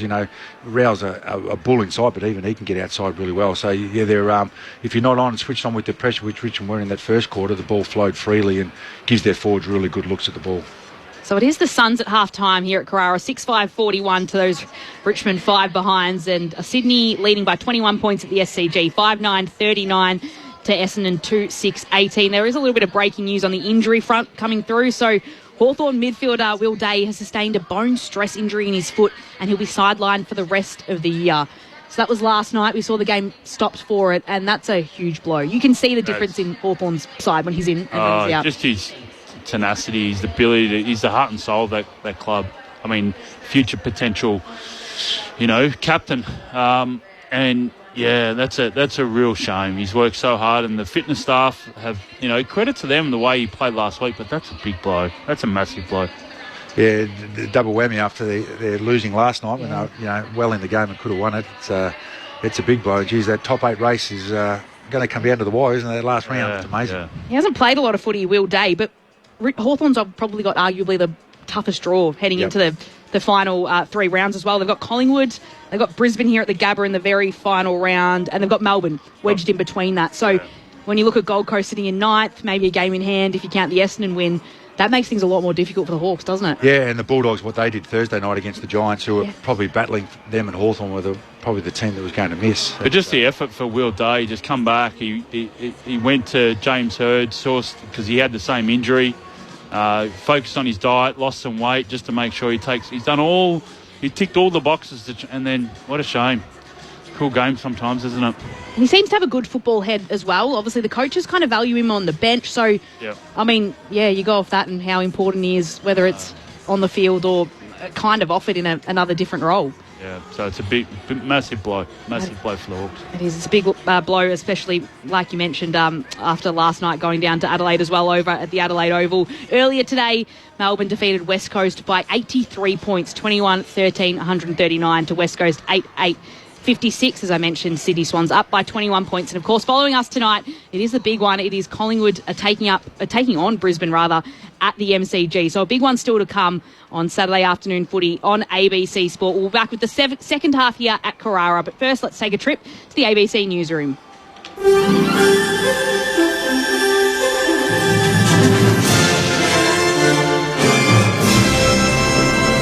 ABC News, good afternoon. I'm William Howard. The Prime Minister, Anthony Albanese, has acknowledged members of the Europe Justice Commission in his keynote address at the 25th Annual Garma Festival, saying the nation is still coming to terms with the full truth and toll of injustices experienced by First Nations people in Victoria. The Europe Justice Commission is Australia's first Indigenous-led truth-telling inquiry, which found First Nations people in Victoria have endured crimes against humanity and genocide since the beginning of colonisation. Mr Albanese says Australia must harness the power of inclusion. By neglect and by design, Aboriginal and Torres Strait Islander people were cut off from the nourishment of culture and country, from the fullness of their history, the wealth of their land and waters, from their rightful equal place in our economy and society. A business professor says the Victorian government's proposal to legalise people's right to work from home 2 days a week is a symbolic gesture. The Victorian government says it intends to enact the laws before next year's state election. But state governments do not hold jurisdiction over industrial relations laws, which are overseen by the federal government. Sarah Charlesworth from RMIT University's College of Business and Law says the proposed changes would give employees greater power in working arrangements. People have been, in an informal sense and also formally, striking agreements for years, and this is just putting a line in the sand and saying this is perfectly normal and Victorian workers should be entitled to, where they can, to avail themselves of this particular flexibility of location. New South Wales Police say they're scrambling to ensure a pro-Palestinian march on the Sydney Harbour Bridge planned for tomorrow is held safely after a failed bid to block the protest from going ahead. A Supreme Court judge has refused the Police Commissioner's application for a prohibition order on the rally, which was lodged due to safety concerns. Justice Belinda Rigg expressed confidence that the organisers and supporters would continue to work constructively with police to ensure it's a safe event. Acting Deputy Commissioner Peter McKenna says he accepts the judgment and is now focused on making sure it goes ahead as smoothly as possible. We have to scramble now, there's no doubt about that. And transport will be taking the lead role in that. We've got to get the messaging out to the community who may have wanted to come into the city tomorrow, who will be inconvenienced by tomorrow, that these closures are occurring and there will be significant disruption. Police are investigating reports of malicious damage to a New South Wales MP's office. Greens MP Jenny Leong has posted on social media saying the front door of her electorate office in Sydney has been smashed after she put up a poster about the pro-Palestinian march planned for tomorrow. Officers are urging anyone with information to contact police. US authorities are scouring a mountainous area in the west of the state of Montana for a military veteran they say opened fire at a bar, killing 4 people. The 45-year-old fled the shooting scene in a pickup truck and later dumped it. Authorities say while police have not received any reports of the suspect harming other people, he is believed to be armed and is considered extremely dangerous. US President Donald Trump says he's ordered the repositioning of 2 American nuclear submarines to protect American people after threats from a former Russian president. Here's Ali Crew. Mr. Trump says he's ordered the subs to be deployed to an appropriate location following comments made on social media by former Russian President Dmitry Medvedev. Mr. Medvedev had posted that each new ultimatum from the US president regarding the war with Ukraine was a step towards war between the US and Russia.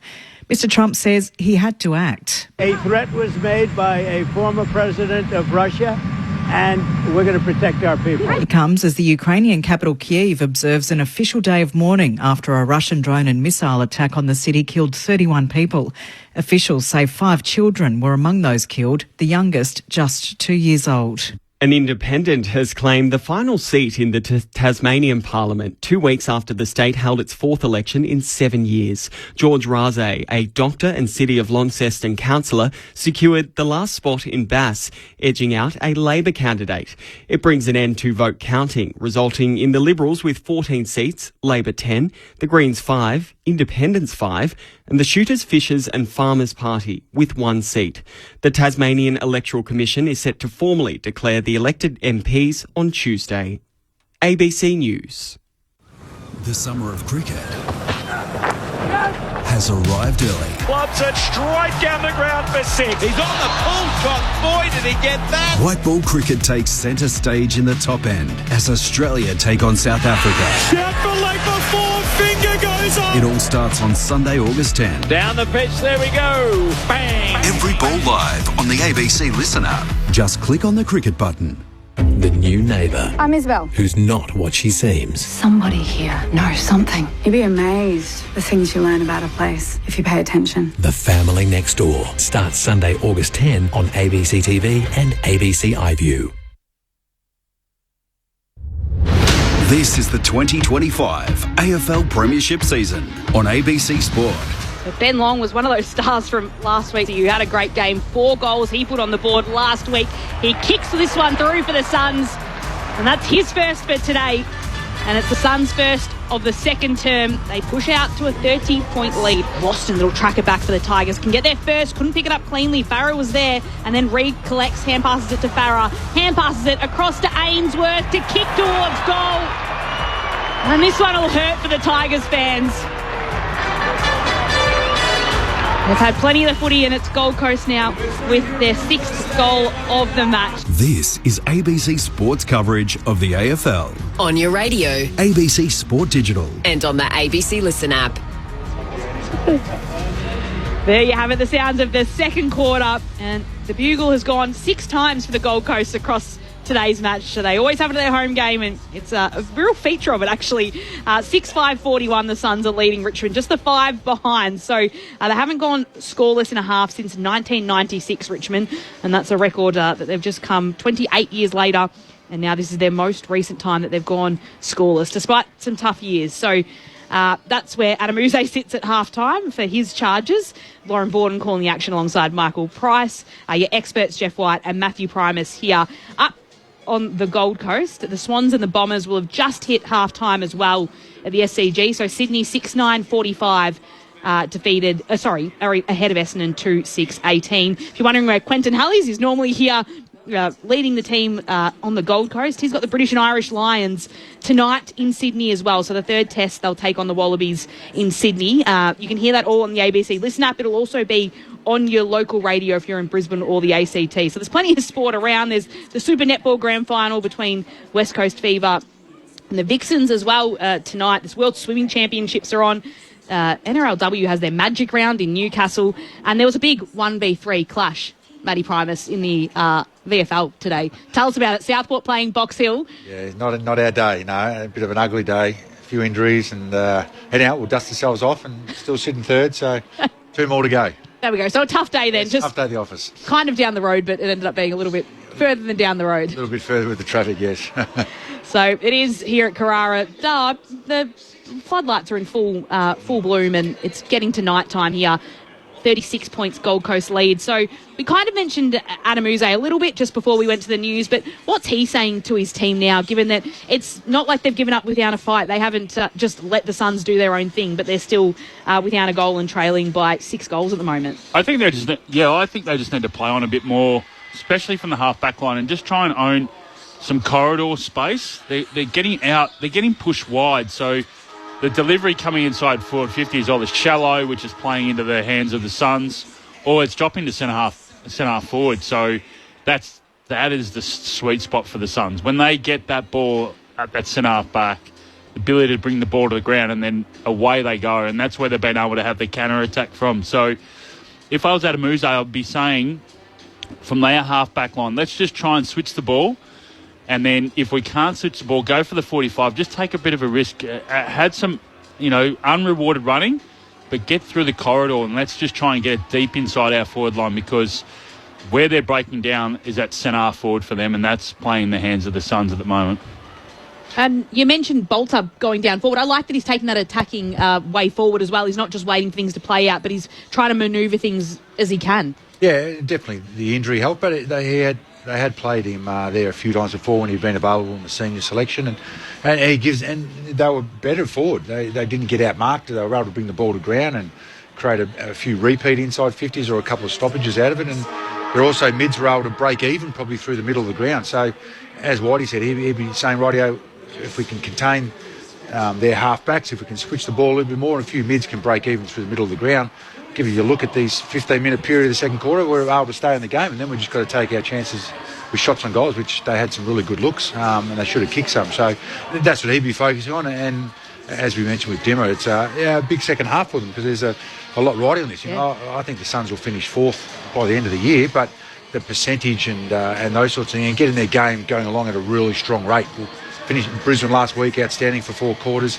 They need to continue that, because all the good teams, the top teams, are really trying to get their best footy going at the moment. I think on that too, you're pushing for finals footy. What they would really like to be able to sharpen the sword on, and that's what they've been doing today, is that not only their pressure through the arcs, but also their forward pressure. They've had 8 or 9 tackles inside their forward 50. So the play, the Humphreys and the Longs, the Ainsworths, they really gel quite well. They not only come up and get involved, but they also, when they go back, they're able to put that forward pressure on. So that's finals footy, and you've got to really sharpen the sword in that sort of area. I think from the Suns' perspective, even though they haven't played finals footy, they want to go in the finals and, have a real impact, not just get over the line and say, hey, you know, oh, phew, we've done it. They want to be able to play a brand of footy that is up to finals footy. And that's what they're doing right now. Even against Richmond, you've still got to be able to, you know, have that intensity about you. And that's something they can't afford to drop off like they did a couple of weeks ago when they had that great win against Collingwood and then lost to Adelaide. And, I mean, when you look at this game, and they did lose to Richmond a little earlier on in the season, I don't know if sitting in ninth is a little push as much as we look at that game against Essendon and probably, like you probably have done, Matt, and just ticked it as 4 points. Yep. But you've got to, they're still sitting in ninth as the ladder stands. Do you think they come into this game and go, we just can't let this one drop? We did it earlier in the season when we shouldn't have. And is this something that they're maybe in the front of their mind that we can't afford to let something drop against a lower ranked side than us? Yeah, I definitely think that is their thinking. I think that's what Dimmer's brought to them is, hey, we're unacceptable losing those games anymore. You know, we might have been in the past, but now we're one of the top teams. We don't lose to the bottom teams. And I also think they need to continually work on their efficiency going forward. You know, that was what cost them against the Crows. They were able to match the Crows in a lot of key areas, but every time they went inside 50, they couldn't score. And that quarter then, they actually went missing a bit and lost a little bit of credit to Richmond, but also they had enough opportunities. So they've got to continually work on that because when that pops up, that becomes an Achilles heel of theirs and forces them to lose games. So only 20%, Matty. Yeah. So 6 goals out of 29 inside 50s. Yeah. That's not good. No, you've got to be better than that coming into and shows and this is a message from Hardwick at the start of the third quarter. All the players that are staying on the bench are they inexperienced players. Yep. Ethan Reid, Ainsworth, Davies. So that's a clear message to say, hey, let's go for it. We've got to really, put this game away. But you got leaders out there. Let's go for it.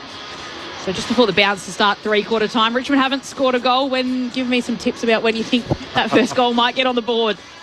I'm hoping for everybody 8 minutes into this quarter. There's a goal there, and give them a bit of life and a bit of energy. Well, they've scrapped hard in that second term. Yep. And let's see what they can do in here. As Whitey just pointed out, the Suns have put their great man on the TV screen, Pricey. They've just great bald-headed man, Gary Ablett, Jr. up here watching. There you go. I missed that. You well spotted there, Matty Primus. This is why you're slapping the ball down to all of the Rovers underneath to collect, mate. Well played. Back into the middle of Carrara to start the second half. Not the perfect bounce. Should have been recalled. Never mind. Nate Curvis gets it down. It rebounds back into his hands, and he's immediately set upon by Bailey Humphrey and Noah Anderson. Anderson comes up with the ball, and just forward of the centre circles, the umpire will throw it up yet again. Witts versus Nankervis. Big Nank got it down, but sharked by Anderson to the run of Will Powell. The left foot straight down the corridor inside 50. Ben Long got rid of his younger opponent in Trainer. Boy, I tell you what, this is going to be a learning curve for the young man playing against Ben Long in this kind of form. He takes the mark, 45 out directly in front. He uses his body well. He just sees it so early where the drop of the ball is going to be and just protects that space so well. He must be strong too, Whitey. He never gets bashed off the ball either front position or behind. He's must have some good strength too. As I said earlier, 33 goals for the year to Ben Long. He kicked the first goal of the second term. Comes in. Let's go from 45. Strikes it a little bit too left and one behind. So 42 plays 5, 37-point margin with only a minute gone to the third term. Harry Miller that just chips it in and brings it in for the Tigers by moving it across to Young. He runs out of defensive 50, looking for Bolter. Collins is right on his back and punches it out of bounds for a throw-in. So Collins been pretty important across this first half and now into this third term, just patrolling that back line as he has done, the reigning best and fairest of the Suns. All in their pink this afternoon against the Tigers in their traditional yellow and black strip as running after the stoppage is Weller. In the end, Powell picks it up for the Suns. He's taken and brought to the turf by Prestia. And there'll be a ball up just next to the AFL logo broadcast side of the ground. So Jonty Fall is out of the game early on with a left knee injury. The Tigers have said Camden McIntosh, the sub, comes in. Nick Holman still on the bench for the Suns as Real takes the footy, hand pass to Anderson. He'll go inside 50 for the Suns, puts it into some space. The bounce doesn't favour Long. He falls on top of Vlauston, and that will be a free kick. He went straight into his back, and Nick Vlauston does the free for the Tigers. Yeah, clumsy at best, I think. As Vlauston plays on, that's a beautifully directed kick. Finds his teammate. Gets it out there. It's well played by Campbell. He gathered. He hit Prestia on the logo. Sweeping handball to Hopper. Oh boy, he put Brown under pressure, but Brown lets go inside 50. Bolter was screaming for it. That's a good diving effort. There's a big chance. It's taken. Who was that in front of Mac Andrew there? It was Harry Armstrong. Yeah, great strength, wasn't it, Pricey? Yeah, but I was surprised he actually collected around his ankles. He did well. He held him off, but gee, that was a good slips catch. And great direct movement. So probably the first time tonight it's been one-on-one deep inside Richmond's forward 50, just because they went quick and took the right option. And a great one-on-one contest down their back 50 gives them a shot on goal. He's only 15 out. Come on. Can score the Tigers' first goal. Oh, he shinned it, but it's through. Oh boy, he made hard work of that for the goal umpire. But the Tigers get their first goal on the board 3 minutes into the third term. 6-6-42 to the Suns, 1-5-11 to Richmond. So it's a 31-point margin after 3. Yeah, they came back through the corridor.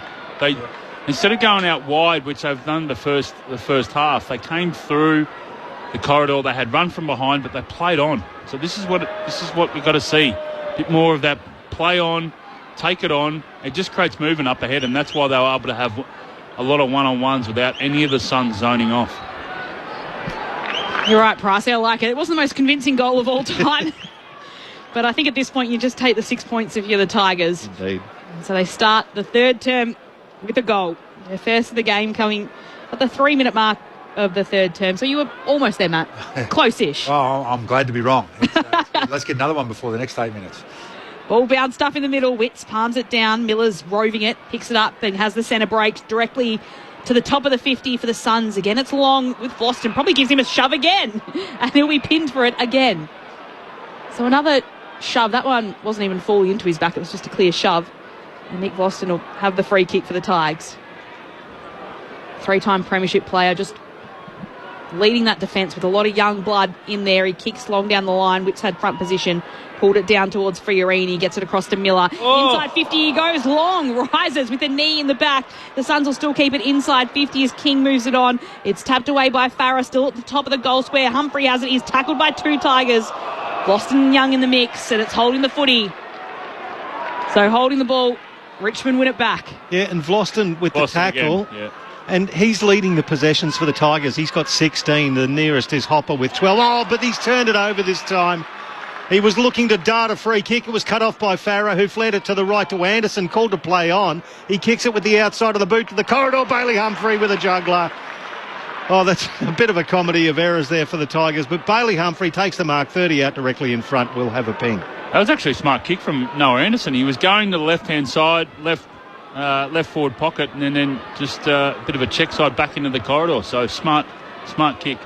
So Humphreys had a couple of cracks at it. One out of bounds on the full and one behind. This one from 30 metres out directly in front. Stabs at it and kicks it truly. So the Suns answer with their first goal of this third term as well. 7-6-48. Plays 1-5-11. Back to a 37-point margin in favour of the Gold Coast with nearly 6 gone of the third term. ABC Sport on a Saturday evening. Yeah, a disappointing turnover because they actually started the quarter off only shortly, but they started off pretty well, Richmond. They were win some contests through the middle of the ground and a nice inside 50 and bring some pressure to the Suns, but just conceding one back inside there so easy that those ones really hurt. And, disappointing start for them, but a good finish by the Suns and well read to get the intercept mark. The Gold Coast peg one back there. They lead by 37 points, an equal game-high lead there from the Suns. The umpire gets set to throw the ball up in the middle. 7-6-48 the Suns, Richmond 1-5-11. Their first goal coming in this third term as Witts taps it down, puts it right into the path of Anderson, who takes the footy, hand passes it across to Noble. Centre wing, he has the ball, just gets the kick away as Hotton's on the approach. It'll be a turnover here, though. It's well done by Short, who can grab the footy for the Tigers. Hand passes it away and can't be picked up cleanly by Ross, which allows it in for the Suns. Davies was in the mix there. Miller with the footy, hand passes it away to Fiorini. He flicks a hand pass across to Anderson, works with Miller again.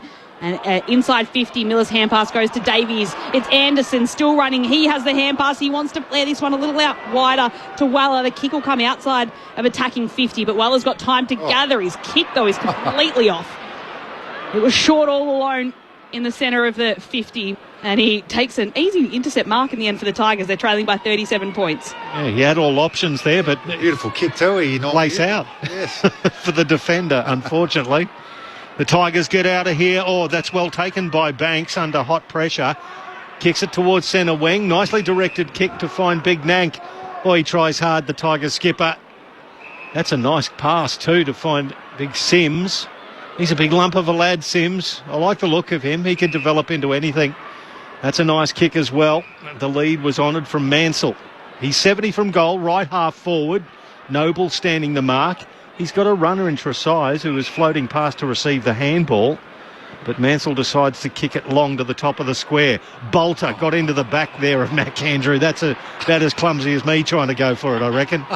Mac Andrew will get the easy free kick top of the goal square. What do you reckon, Matty? Yeah, it was. That shows a guy with not all the forward craft there. But disappointing, though, because a super dangerous spot for Richmond. But just need to make a contest, didn't just bring it to ground and who knows what could happen. The Suns trying to exit defence via that free kick. Andrews shares it with Noble, then gets it back, and he'll go long down the outer wing of the ground. Tresize brings it to ground for the Tigers. Boston's there to mop it up, pick it up, get it somehow to McIntosh. Quick hand pass back to Tresize. He just shoves it on his boot to gain some ground. Anderson's, though, tracking it back for the Suns. Hand passes behind him towards Adams, who grabs a kick forward. It's not a very good one. Ross is there to pick it up at his feet and just shove a kick inside 50. He gets the distance. And it'll be a throw-in inside 50 for the Tigers at the Steely Green, tracking back and chasing after it. But it is an inside 50 now for the Tigers. They're trailing by 37 points. 1-5-11 playing Suns 7-6-48. They're still scrapping hard, Richmond. The throw-in. Witts against Nankervis. This has been a great battle. Witts got it down. It couldn't be picked up there by Hopper, so Anderson just intervened and gave it to Tuke Miller by hand. He gets to the arc and then kicks towards Ben Long. At the back of the pack, he flies and takes a beauty. That's a great grab. That's third in line, wasn't he, Whitey? And he goes back and chips it into the arc just inside the 50. Ethan Reid was backing back and took it in front of Nick Vlosten. No easy feat. So he's at right half forward. Vlosten's standing about 47 away from goal. He's only a few metres inside the boundary, Ethan Reid. This would stretch him, but he's probably on the edge of his distance. He's got 1 goal, 1 for the match, the young fella. Been moving about quite well this evening. He's leaned back on that, so it's short. It gets to the pocket and easily destroyed there. Jaden Short, in fact, got in front and fisted it through for another rush behind. So 49 plays 11, 38 points the margin. That's a game high. Richmond bring it back in. It's young Tresize doing the kick in. Just kicks it to the pocket towards Banks, who marks. Looks ahead of him. He's got Tresize very short. In the end, goes a little longer than that. It was Nankervis at the back that had to punch it away from Collins. It'll go back in after it. He's helped out there by Hopper, who takes the footy. He's mobbed by 2. Just gets a hand pass away. Ross has it. It's hand passed. And then it's over the boundary line. Fiorini taking it over there. So very close to the boundary line. Tough for the Tigers to get it any further than half back. But we will have a throw in at half forward for the Suns. Kicking towards the scoreboard end of Carrara in this third term. Witts with a nice tap out. Round not able to collect though. It's Hopper that can grab it. He's spun around but can hand pass it away towards Banks, who gets pushed. And it'll be a free kick going the Tigers' way. And it'll be handed back to Sam Banks. Gold Coast leading by 38 points. 11 minutes played in the third. Well, Banks got it over to his mate there in short. He chips it forward. It didn't quite make it to Hopper. He did well, though. He got the handball back. It's going to be a free kick. It'll go back to Hopper, but the Tigers will take the advantage. It's with Ross now on centre wing. Nicely delivered kick. Finds his teammate in Mansell. He's got his right leg against the boundary line. Plays on. Tries to sizzle it into the pocket. It was Sims who presented well. Good spoil from Oscar Adams. And he's been an unsung inclusion in the last 3 or 4 weeks. Especially when Sam Collins was missing. It's over the boundary line for a throw-in at right half forward. It looks like Jai Farah is off for the Gold Coast as well. We'll keep an eye on that. So the ball then tossed in. Witts gets front possession again, just pushes it down. There'll be a foot race to get there. It's Davies, the number 5, being tackled by his opposing number 5 in Ross. Gets it out to Noble, to Rowell, who can hand pass it away to Fiorini, across to Andrew. Hand passes it across to Powell. And again, this time it'll be a long kick. He'll just put it out wide to centre wing. It goes over the top of Ben King for a push. They'll still get the play on and the advantage. Hand pass to Ainsworth, inside forward 50. Reid marks. Swift transition from the back line, inside forward 50. And it's a mark very close to goal. A slight angle for Ethan Reid, but he's about 15 metres out. He's really taken his athleticism to another level tonight. It's been really good to watch. The ability to work up. Passage of play, we had a set drop just before. He was involved in that Michael Long mark, but then the ability to run forward and get on the front side. Offensive running from him, and once again, now it sets up this set shot. So here's Ethan Reid now. He's had a couple of shots today. He's just got the 1 goal so far out of the Suns Academy and looking like a bright spark as well. Eases this one through. And it goes to the back of the seats and it's a long kick and he's got the goal. Ethan Reid puts his second on the board. The Suns push out to 8-7-55. It's a game-high lead of 44 points, 1-5-11. 13 minutes have been played in the third term. It's Saturday afternoon footy on ABC Sport. It'd be interesting, Whitey, to see what they do with Jed Walter playing in the twos the last 2 or 3 weeks. It wasn't working, those three, especially against the really good teams. And it'd be interesting to see how this goes. Both King and Ethan Reid definitely can be targets one-on-one, but they can also move so well in agility and on the ground and in the air, and then surrounded with 3 or 4 other smalls there. It's a really good mix. It'd be interesting to see what the Suns do building into the finals, whether they think this is the better setup or try and get Jed Walter back into some form and bring him back in after kicking a couple of goals today. Yeah, I think with Ethan, well, he's gone to the ruck now, so that adds another dimension to his game. It's a small forward line then the Suns have, isn't it? Yeah. And he's got a game-high 7 score involvements as well, Ethan Reid. So they used Jed Walter in the ruck today and in the reserves, so playing around with that connection. And that was basically a 3-goal win to the Suns over the Tigers in the VFL. It comes off hands, Alex Davies. Gets it for the Suns, kicks it towards the arc. Beautifully picked up by Butterick. Gave it over there to Flanders. He kicks it inside 50. That's a big fly there by Brown to spoil.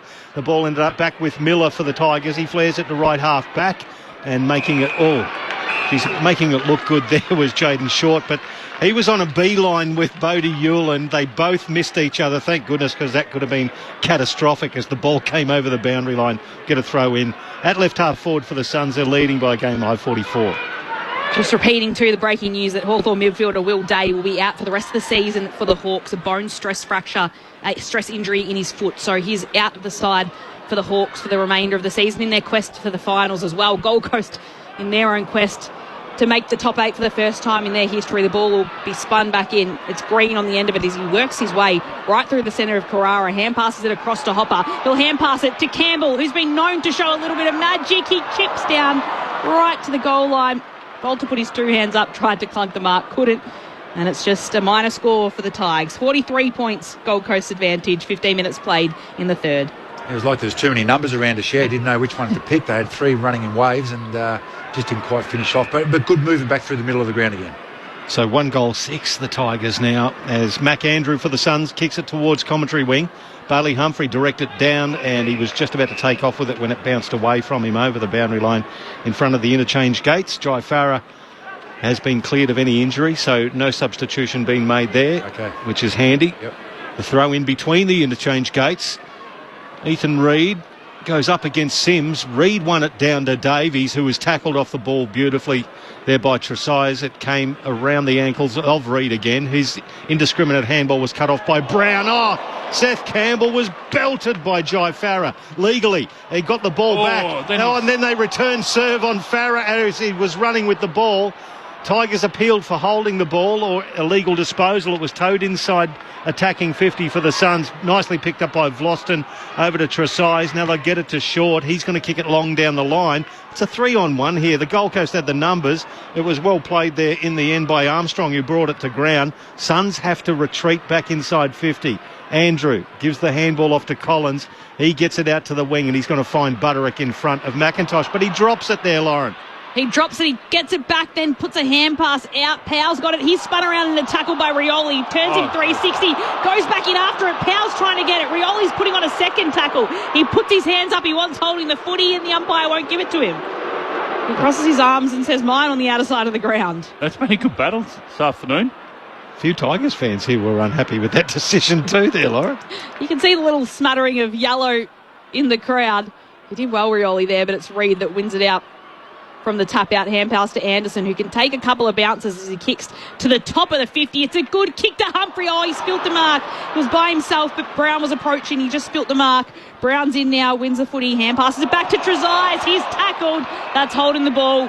Advantage paid. Humphrey goals. There's another one for the Suns. Humphrey's got a couple, and he wasn't waiting around to take that kick. 8-7-55 the Suns. Richmond 1-6-12. Gold Coast lead is 43 points, 17 minutes gone in the third term. Saturday afternoon footy on ABC Sport. Your experts Matthew Primus and Jeff White. There's a tackling pressure inside forward 50. Matty, just ability to come from behind. Yep, that small forward line, isn't it? Yeah. With Reid in the ruck, they've got some speed and power in there. But it's just too easy out of the stoppage. I think Noah Anderson won the first possession and then ran 30 metres and had a couple of bounces and did as he pleased. And he's one of the best midfielders in the competition. It's just too easy. There's got to be a body on him, or at least he's got to run through somebody there. And that's when the pressure's dropping off. That's when the easy score is going to come, and a great forward pressure too by the Suns. He's had 11 touches this quarter, Noah Anderson. The nearest is Mac Andrew with 5. He's had a big quarter. And this is what he does. As a skipper, he says, come with me, fellas. Jump on my back. For a 24-year-old, what an amazing record he's got so far as a captain. Now it's back into the middle of Carrara. Witts gets it down. It's going to fall in favour of the Suns. Well done to Ainsworth, who came in off the wing, gave it to Rowell through Powell, then Hewland kicks it towards outer wing. There's Anderson again. Good contest against Vlosten. Then at ground level, he butters up and lays a tackle. It goes over the boundary line in front of a couple and will throw it in.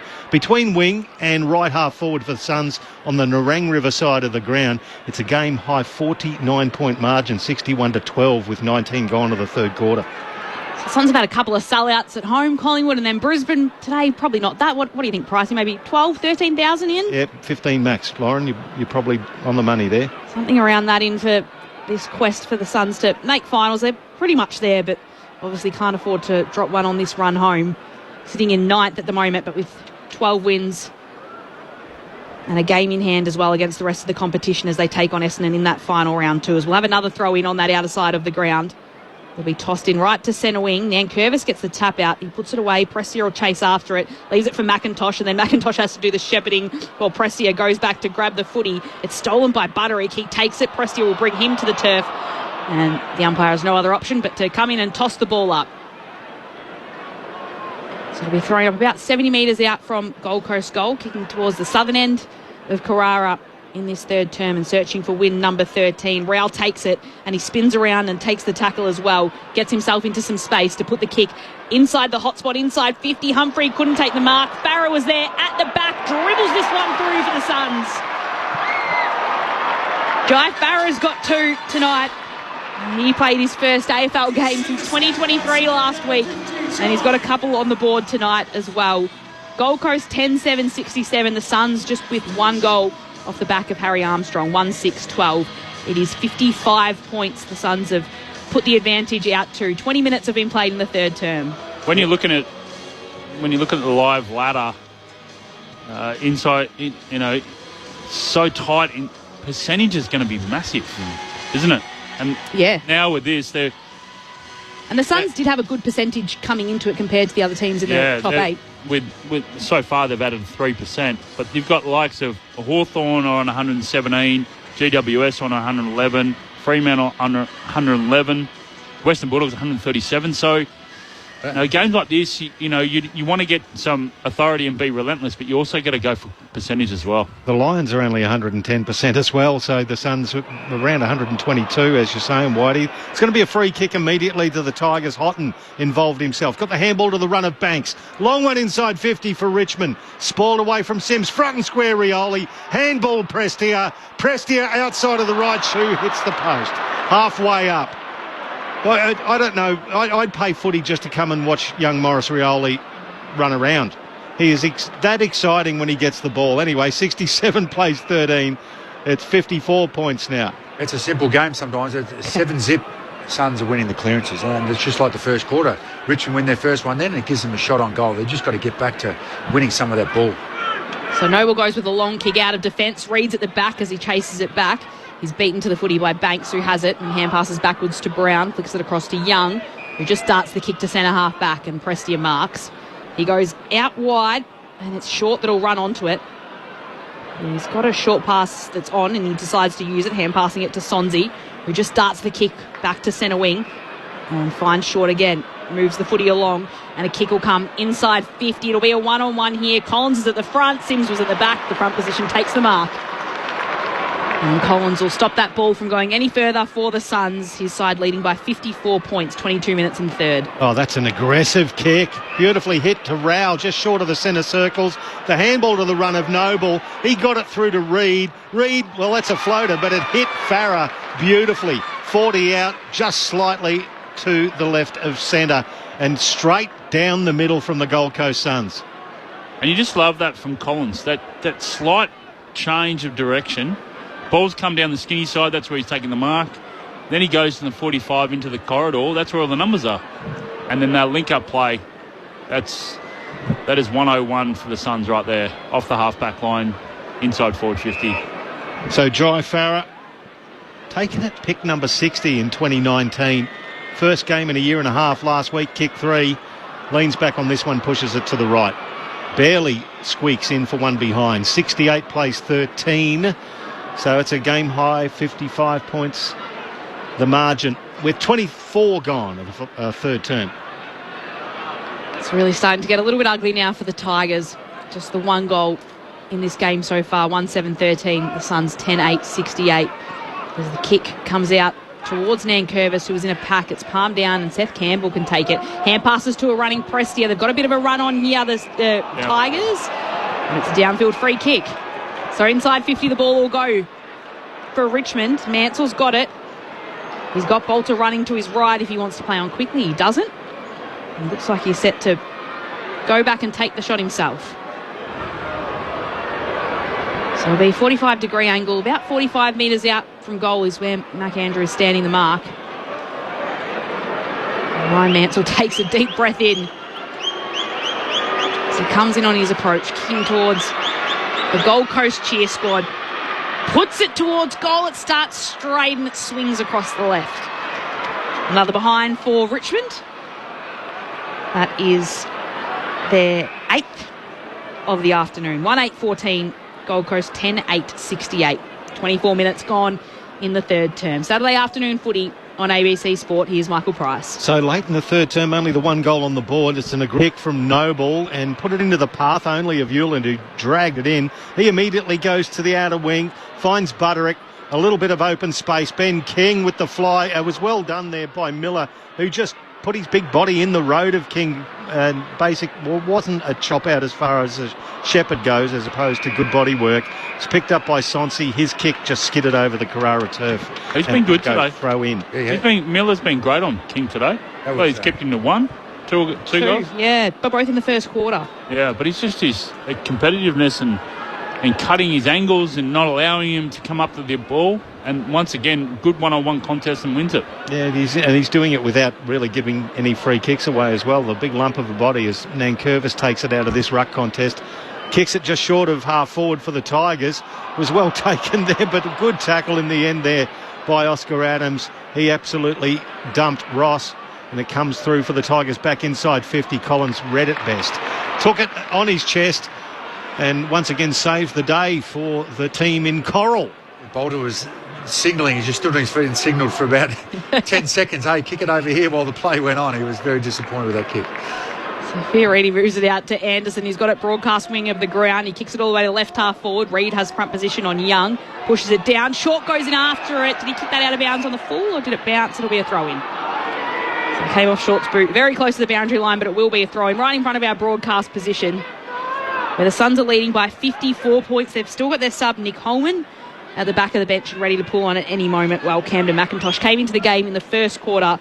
Jonty Fall subbed out with a left knee injury. The ball is tossed in. Ross runs onto it, hand passes it backwards towards Trezise, and he goes back with a little hand pass towards Short. Curling in the ball, was pushed as he kicked it, and it's a turnover as Ainsworth marks for the Suns.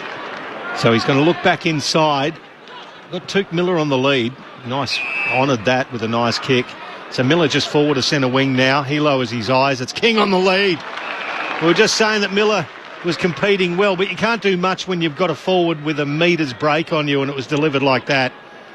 He's standing 45 metres away from his defensive goal. Miller on the mark, and King will go back and have a shot slightly left of centre. I think with King too, he just needs to do more of that. Instead of being anchored down in the forward line, he's got to lead really hard. He's quick for a big fella. So he's kicked a couple today. He'll let this go from right on the arc of 50. That's a nice strike. That's a nice way to bring up your 50th goal of the season. They should get around him today, and they do. That's his third for Ben King. And once again, the Suns just extend that lead. 11-8-74 to the Tigers, 1-8-14. It's 10 straight goals, the lead. 28 gone, third term, ABC Sport. Matty Primus and Jeff White, your experts.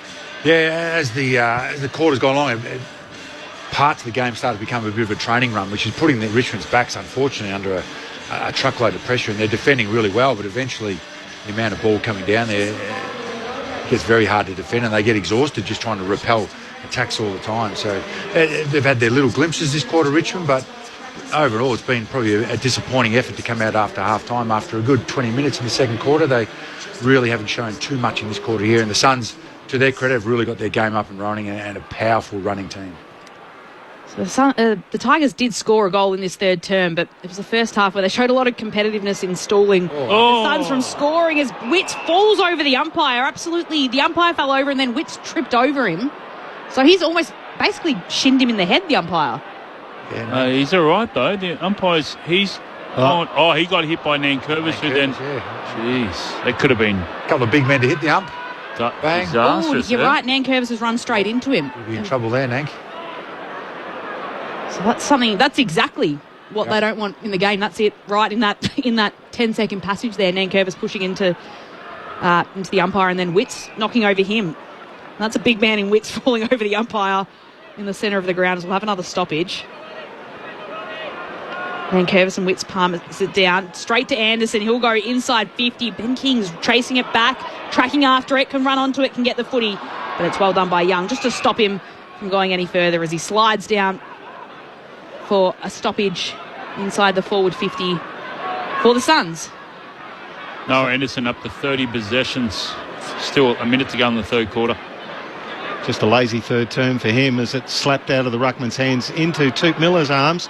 He gets tackled, lets loose the ball, so the Tigers get a chance through Ross. He turns it over, and it's at the base of several players. Ross, the tackler. Just see the player is peeling himself off as Fiorini. So the umpire will throw it up. About 35 from goal, left forward pocket for the Suns. Witts gets it down into the path of Anderson. He couldn't quite pick it up, and Flanders has scored it over the boundary line. We'll get a throw in. 40 out from the Suns' goal. They're leading. And, I just saw the replay of Nank hitting the umpire. He's kind of blindsided. Not much awareness, though, but yeah. Yeah, well, I was going to ask you too. You've been fair ruckman in your own day to see how that went. The ball is inside forward 50 as Davies has it, and he's tackled down to the ground. But was there something Nankervis could have done there? Yeah, I think just it's have awareness on him to be able to not run into him. It's absolutely on the key ruck there for sure. So Witts punches it away. You might be able to get a replay as well at three-quarter time. Gets it across to Anderson, who hand passes it inboard towards Long. Does well to push it back to Anderson. He's running onto it right by the goal post and the behind post, but ends up running over it for a behind. So they were trying to be crafty there. Didn't quite come off. But it is another behind for the Suns. 61 points, their advantage as we head towards the three-quarter time break. So that could be a big talking point out of this game. It's Toby Nankervis with umpire contact in that centre bounce contest. That's a good kick, good contest from Bolter, provided the chance for the Tigers at ground level. Prestia with the handball back to Chasai's off a step. He kicks it towards centre wing. Sims versus McAndrew. Sims did well. Couldn't quite juggle it down with the one hand. Oscar Adams for the Suns picked it up. Towed it forward. Now it's marked there by Noah Anderson with very little time. In fact, none left on the clock. Another torp. There's another chance. He was 75 from goal. Whitey was calling for the torp. But at three-quarter time, the Suns have extended their lead. It is a game-high 61-point margin after they led by 36 at half-time and 24 at quarter-time. The goal scorers, Farah's got a couple, Ben King with 3, Ethan Reid with a couple, Bailey Humphrey with a couple, Ben Ainsworth and Ben Long with singles. For the Tigers, this is pretty easy. Harry Armstrong's got 1. That's a little all too simple, isn't it, Pricey? Sad for the Tigers, but you know what? They're scrapping hard. They're having a go. They are, and that's something they've built themselves on across the season. It is the Suns by 61 points here at Carrara. The Sydney Swans leading by 24 points against the Bombers late in the third quarter at the SCG. And Melbourne, of course, earlier on today won by 83 points at Docklands. A big match is coming up tonight. It's Collingwood and Brisbane at the MCG, and we'll have a preview of that in just a moment. It's Saturday afternoon footy on ABC Sport. The summer of cricket has arrived early. Clubs it straight down the ground for 6. He's on the pull shot. Boy, did he get that. White ball cricket takes centre stage in the top end as Australia take on South Africa. Shout for leg before finger goes on. It all starts on Sunday, August 10. Down the pitch, there we go. Bang. Every ball live on the ABC Listen app. Just click on the cricket button. This is the 2025 AFL Premiership season on ABC Sport. Harry Armstrong can score the Tigers' first goal. Oh, he shinned it, but it's through. Oh, boy, he made hard work of that for the goal umpire. But the Tigers get their first goal on the board 3 minutes into the third term. Stabs at it and kicks it truly. So the Suns answer with their first goal of this third term as well. 7-6-48. Plays 1-5-11. Back to a 37-point margin in favour of the Gold Coast with nearly 6 gone to the third term. So here's Ethan Reid now. He's had a couple of shots today. He's just got the 1 goal so far. Eases this one through. And it goes to the back of the seats and it's a long kick and he's got the goal. Ethan Reid puts his second on the board. Brown's in now, wins the footy, hand passes it back to Trezise. He's tackled. That's holding the ball. Advantage paid. Humphrey goals. There's another one for the Suns. Humphrey's got a couple. He'll be throwing up about 70 metres out from Gold Coast goal, kicking towards the southern end of Carrara in this third term and searching for win number 13. Rowell takes it and he spins around and takes the tackle as well. Gets himself into some space to put the kick inside the hotspot, inside 50. Humphrey couldn't take the mark. Barrow was there at the back, dribbles this one through for the Suns. King will go back and have a shot slightly left of centre. He'll let this go from right on the arc of 50. That's a nice strike. That's a nice way to bring up your 50th goal of the season. They should get around him today, and they do. This is ABC Sports coverage of the AFL. On your radio. ABC Sport Digital. And on the ABC Listen app. It was an utterly dominant third quarter from the Gold Coast Suns. That means they've pushed out their advantage against Richmond to 61 points. 11-9-75. The Tigers 1-8-14. A major talking point in that third quarter came late when Nankervis ran into the umpire. The umpire fell over and then Jared Witts fell over him. So we'll be able to get the thoughts of our ABC Sport experts across the third term and their thoughts on exactly how that played out. Lauren Borden, Michael Price calling the action, and a couple of rucks as well in Jeff White and Matthew Primer. So we'll get some good thoughts from that. But we're all building up to tonight at the MCG. Might be a grand final preview. We're not sure. It's Collingwood and Brisbane at the G. And Matthew Clinch is there to head up the call team. Over to you, Clinchy. Hello, Lauren. Great to be with you. 4 rounds to go in the home and away season in the AFL. The last 2 premiers meet at the MCG in a game to shape the top 4. Collingwood are in second spot after Adelaide's victory last night, but can return to the top of the ladder with victory tonight. And Brisbane in third position, trying to click into gear as they did at the pointy end of last season. The cavalry is back for Collingwood. Scott Pendlebury, who missed last week, to win over Richmond by 36 points with a cork tie. Bobby Hill in his first game since round 15 through personal reasons, and Jordan Agoe, the big inclusion. Achilles injury has kept him out since round 8. The latter 2 played in the VFL last week. Allen, Sullivan and Tom Mitchell make way for the Magpies. Well, the Lions bring in a 50-year Lion, Henry Smith, for his first game of season 2025. Pick 48 back in 2020. He comes in alongside Bruce Reveal and Connor McKenna and Oscar McInerney make way. Can't wait to bring it for you tonight, Laws, alongside Daniel Harford, Nathan Burke, Joel Peterson to call the action and Poppy Penny on the boundary. A crowd of around 80,000 expected at the MCG for Collingwood taking on Brisbane. Thanks, Clinchy. Big night still to come across AVC Sport. So it is the Swans and the Bombers at the SCG. If you're looking for that call, there's one available on the ABC Listen app. You can find it there. Swans ahead by 25 points, 8-11-59, Essendon 4-10-34. And the Demons big winners against the Eagles. Earlier on today by 83 was their margin there. While here it's the Suns 11-9-75, Richmond 1-8-14. If you're just joining us, do you want to sum up what happened in the ruck incident later on in the third quarter? Yeah, obviously Big Nag just wanted to get across the line and put a body on, as most rucks do nowadays, that don't jump too much, and he just beelined straight for Witsy, but didn't see that the umpire was still backing out of that area and completely just ran into him. He only had eyes for the ball, so it wasn't as if he purposely wanted to take him out, but the duty of care is for all rucks, and you don't see it often with rucks at all, do you, White? It's normally the mids who are using them as a screen. Yeah, this is why I'm a big advocate for... I mean, they were talking about it today at the D's game, how both Bailey and Gorm were jumping at each other. And so you got two big fellas here that are trying to get across the line. I just think they've got to address this for next year. They've got to be able to have the two rucks jump at each other, because that'll eliminate what just happened in that third quarter. And Nank also came from the side where the umpire bounced it, so you're inviting running through his pattern straight away. It might be something we can further explore in the post-match as well before we get to that Collingwood and Brisbane match. It is the Suns ahead by 61 points, start of the third quarter, the final quarter, and we've got a secondary stoppage as well. Did you notice how Whitey, who could jump 5 foot, actually advocated that? So in the middle, Hopper takes the ball. He's tackled. There's another ball up, and it's the same result. Hopper has it, and then he's tackled.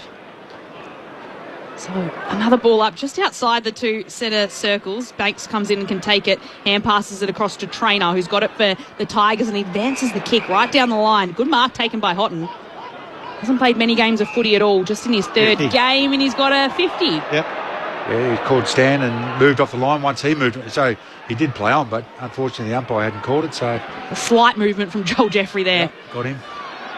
But good stoppage, a couple of repeat stoppages. Didn't allow any easy ball for the Suns mids to run out. Then they won one on their own terms. Good connection. Gives themselves a shot on goal.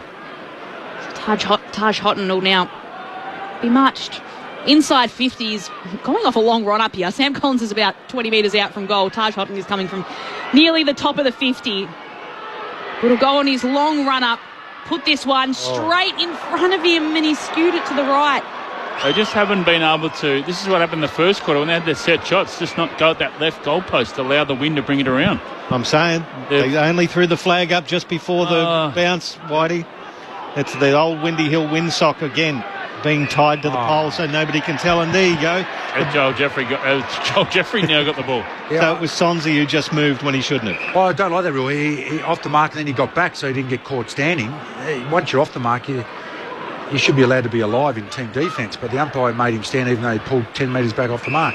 I think the other thing with that too, if you can't impact the player with the ball, then it shouldn't, you shouldn't have to stand. You shouldn't. If you can't impact, then don't. He's fine. So meantime, the Suns by foot have kicked it there, and that's a push in the back. It's going to be a Richmond free kick anyway. It'll go to Traynor, even though Vlosten took a beautiful defensive mark. It's a free kick against Ben Long, who pushed Traynor in the back. That's, as I said earlier, it's going to be a big learning curve for Traynor against Ben Long in this game. He's acquitted himself reasonably well. Kicks it towards the wing, off hands. Rioli was missed by Sims with the handball. It was taken on the boundary line by Lockweller for the Suns. Back inboard by hand to Noble, to Rowell.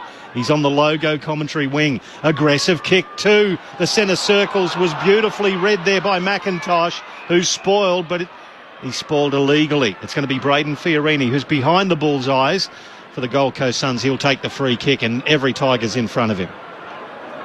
Fiorini has the footy. His 10th season of AFL. Just flicks it slightly out wider towards Powell. And he spears the kick inside forward, 50. That was a beautiful kick into the pocket. And the mark's taken by Ainsworth. He uses the ball well, Powell. I know he's got a set shot from the boundary, but all the numbers are in through the corridor. He spotted him early. And just pulled the trigger. Great execution. So Ainsworth will go the snap from the boundary to bring it in for another one for the Suns. It's just a cross. Minor score for Ben Ainsworth. He can't add to the goal he scored in the second quarter, but Richmond can add a point to their tally, out to 61 points the good It's 3.5 minutes played in the final term.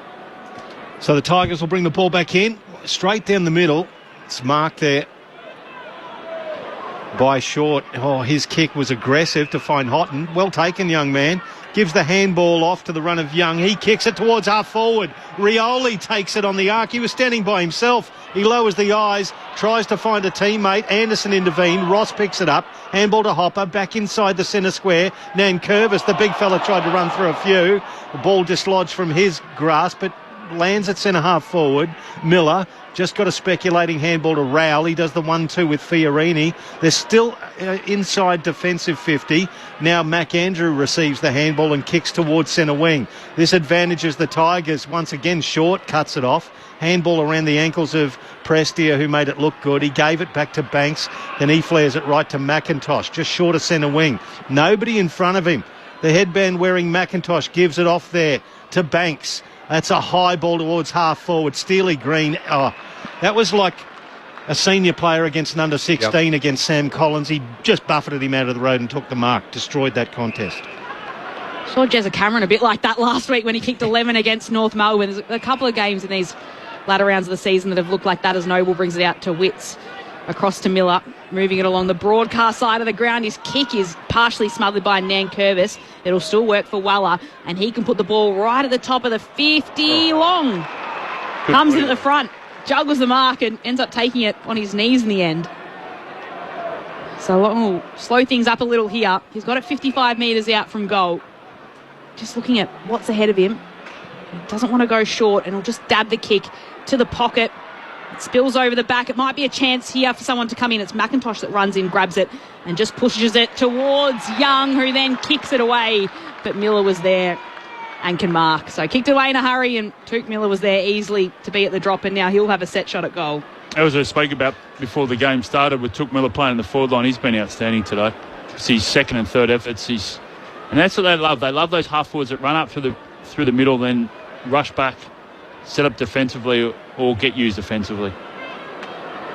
So Touk Miller will now have his chance to put his name on the scoreboard. He kicks from 45 out. This one swings to the left. He can't squeeze it in. It's another behind. 11-77 to Richmond, 1-9-15. 62 points. It is a game-high margin. That behind's pushed it out too, though. So Camden McIntosh in the right back pocket receives, pushes it further out towards where the arc meets the boundary at right half back and finds Banks. He plays on. Kick towards the outer wing. Nankervis was the target. He got spoiled there by Collins and McAndrew in unison, and it's absolutely no chance for Prestia, who was tackled into the ground by both of those gentlemen, and the umpire will come in and throw it up. On the outer wing, the Nerang River wing. It's been a dominant performance by the Suns. Plucky by the Tigers. Plenty of youth in their side. Time is ahead of them as Rao goes in. Oh boy, he's a bull. Got the handball out to Powell. That's a beautiful handball to Miller. He gets it to the logo to Anderson. The skipper has a bounce. It's a little bit of a shank, but it got towards its intended target in Bailey Humphrey. 45 metres out, slight angle to the right. There's Touk Miller coming up on the half-back line and then win the ball. Slingshot footy off the half-back line.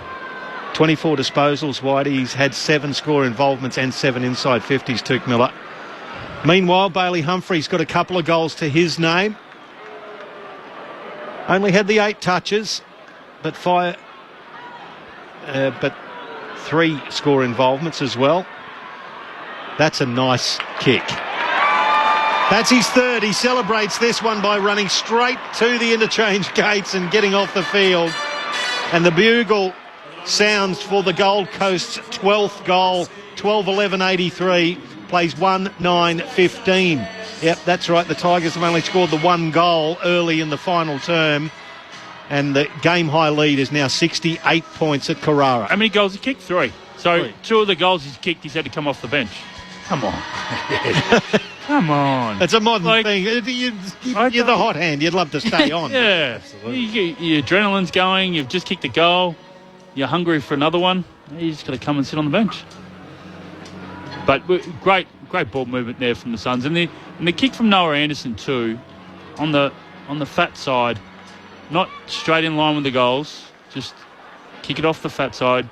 Bring your forward to the ball. Really good skills. Suns scored the first 6 goals in the match. It was broken up by the 1 Richmond goal, and now they've got 6 on the trot again after Humphrey's most recent efforts as Rao from the middle hand passes it across to Anderson. He just puts it out wide. It was a good kick. It was towards Fiorini in the end. McIntosh just came late. Geez, they were strong in the middle then. Rao, Anderson. Oof. It's brutes. Now Fiorini's got it, and just that little stoppage allows players to get back into their positions in the attacking 50 for the Suns. He'll go long now, pop it into a hot spot. Up goes King, and King lands the mark too. There are about 10 players surrounding the footy there, and King came in, read it best, and just nudged off Loston too to have a set shot in front of goal. About 20 metres out, 45-degree angle. Of all the top 8 sides, are they the best stoppage team, you think? Yeah, absolutely they are, mate. They set a record for them last week against Brisbane, 80-odd points. And they keep their lower centre of gravity and the ability to get their hands free too. So Ben King now looking to make the most of that. He doesn't miss.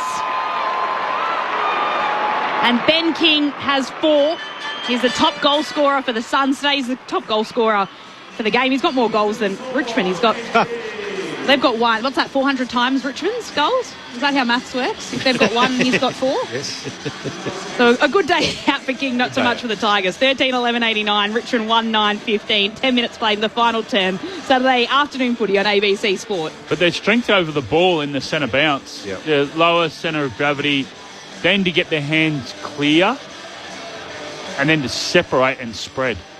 Yeah, they're dangerous, aren't they? You're right, and when their turnover game, which they've definitely improved since Tim has got here, but they've always been a good stoppage team. But to have both those weapons, there's your 2 main scoring sources. It's a good thing to have up your kit bag. If one dries up, the other one you can use that as a dominant force.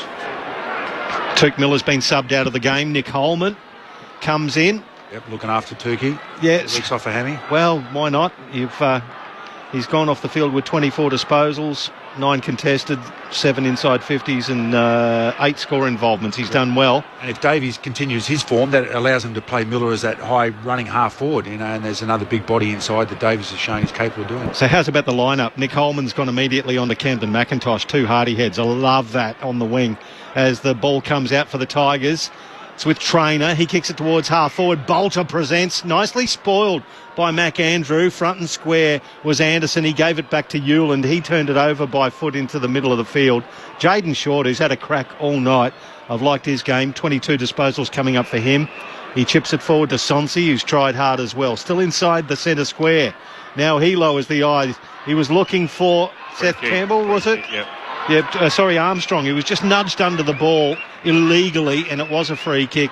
It'll go against Oscar Adams. So it's with Armstrong, the only goal scorer for the Tigers. He's going to have a shot, and it will be around about 35 metres out, but it's on a very tight angle to the right. The trainer's checking Will Powell too in that last contest that was at centre half back. Sort of on, I don't know if he's winded or big collision to his rib cage. It's just on his... So Harry Armstrong, this is only his 4th disposal. He's kicked the Tigers' only goal.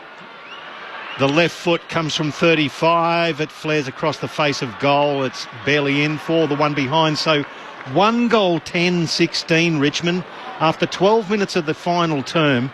And they're trailing the Gold Coast Suns by 73 points. As they bring it out, here is Power with the footy. So we'll see how he goes. He takes a few bounces and then goes long right down the line. King had front position, couldn't take the mark. Miller's there at the drop, hand pass across to Josias. Back to Vlosten. He hand passes it to Ross, who flicks it then to McIntosh, who wants to put it on his boot. It's a difficult kick for Sonsi, but he marks. Holds onto the footy at centre wing for the Tigers as they look to press again here. Try and get a score late for the Tigers. He switches the kick across to Young, the outer side of the centre square. He flares it across to Josias. Now on the Narang River side of the ground, he's at right half forward, Josias. He weaves his way through some traffic, just chips it across to Hopper. And Hopper marks, but he'd have to kick from 55 metres out. You might as well have a crack. So Will Powell is coming off.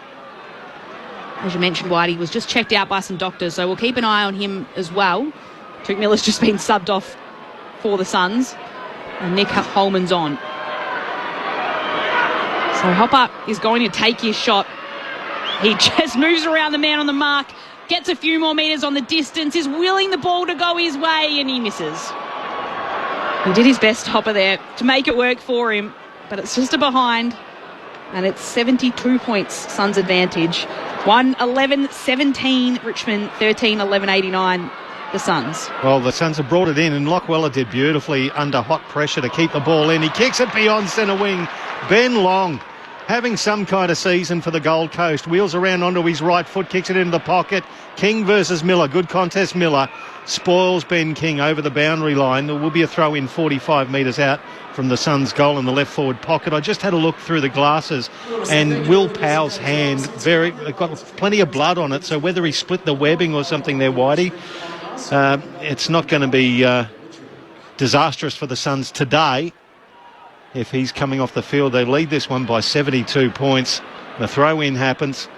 Plenty of players around it. In fact, the Tigers have flooded back in absolute numbers. The umpire will come in and ball it up from the rugby maul that developed in the left forward pocket.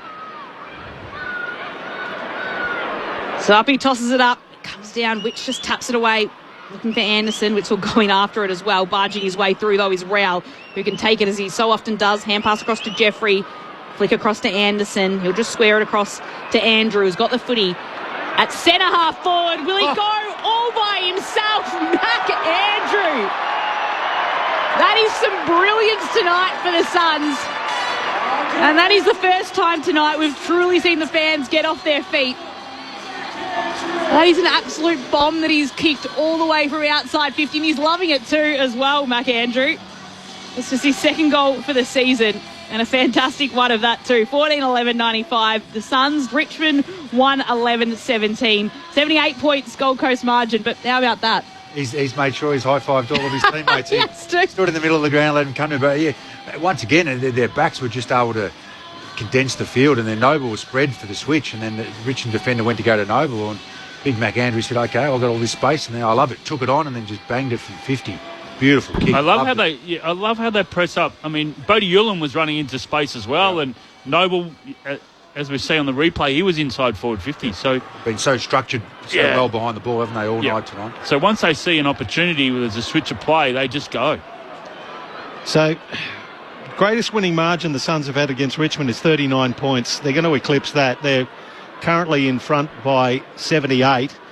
Tigers get this clearance though. It comes back to Big Nank. He gets the handball forward. It can't be picked up there by Hott, and he goes back and has another crack at it. He turns the handball over. Davies flicked it back to Rowell. Rowell over to his right to Noble. Noble tries to measure a kick to King. Well spoiled in the end there by Miller, who followed him a long way down. He gathers Miller, but then he kicks it straight to the arc, and presenting there Sam Collins. If I was Steely Green, I wouldn't have ran straight at him either, just quietly.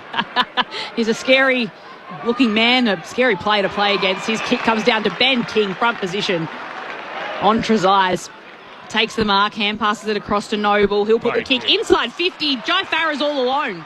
Holds on to the mark. He might want to chip this one forward. He's got Reed. He'll run onto it. Juggles the mark. No. Drops it at the last second. They're at the top of the goal square. There's Ben Long to finish.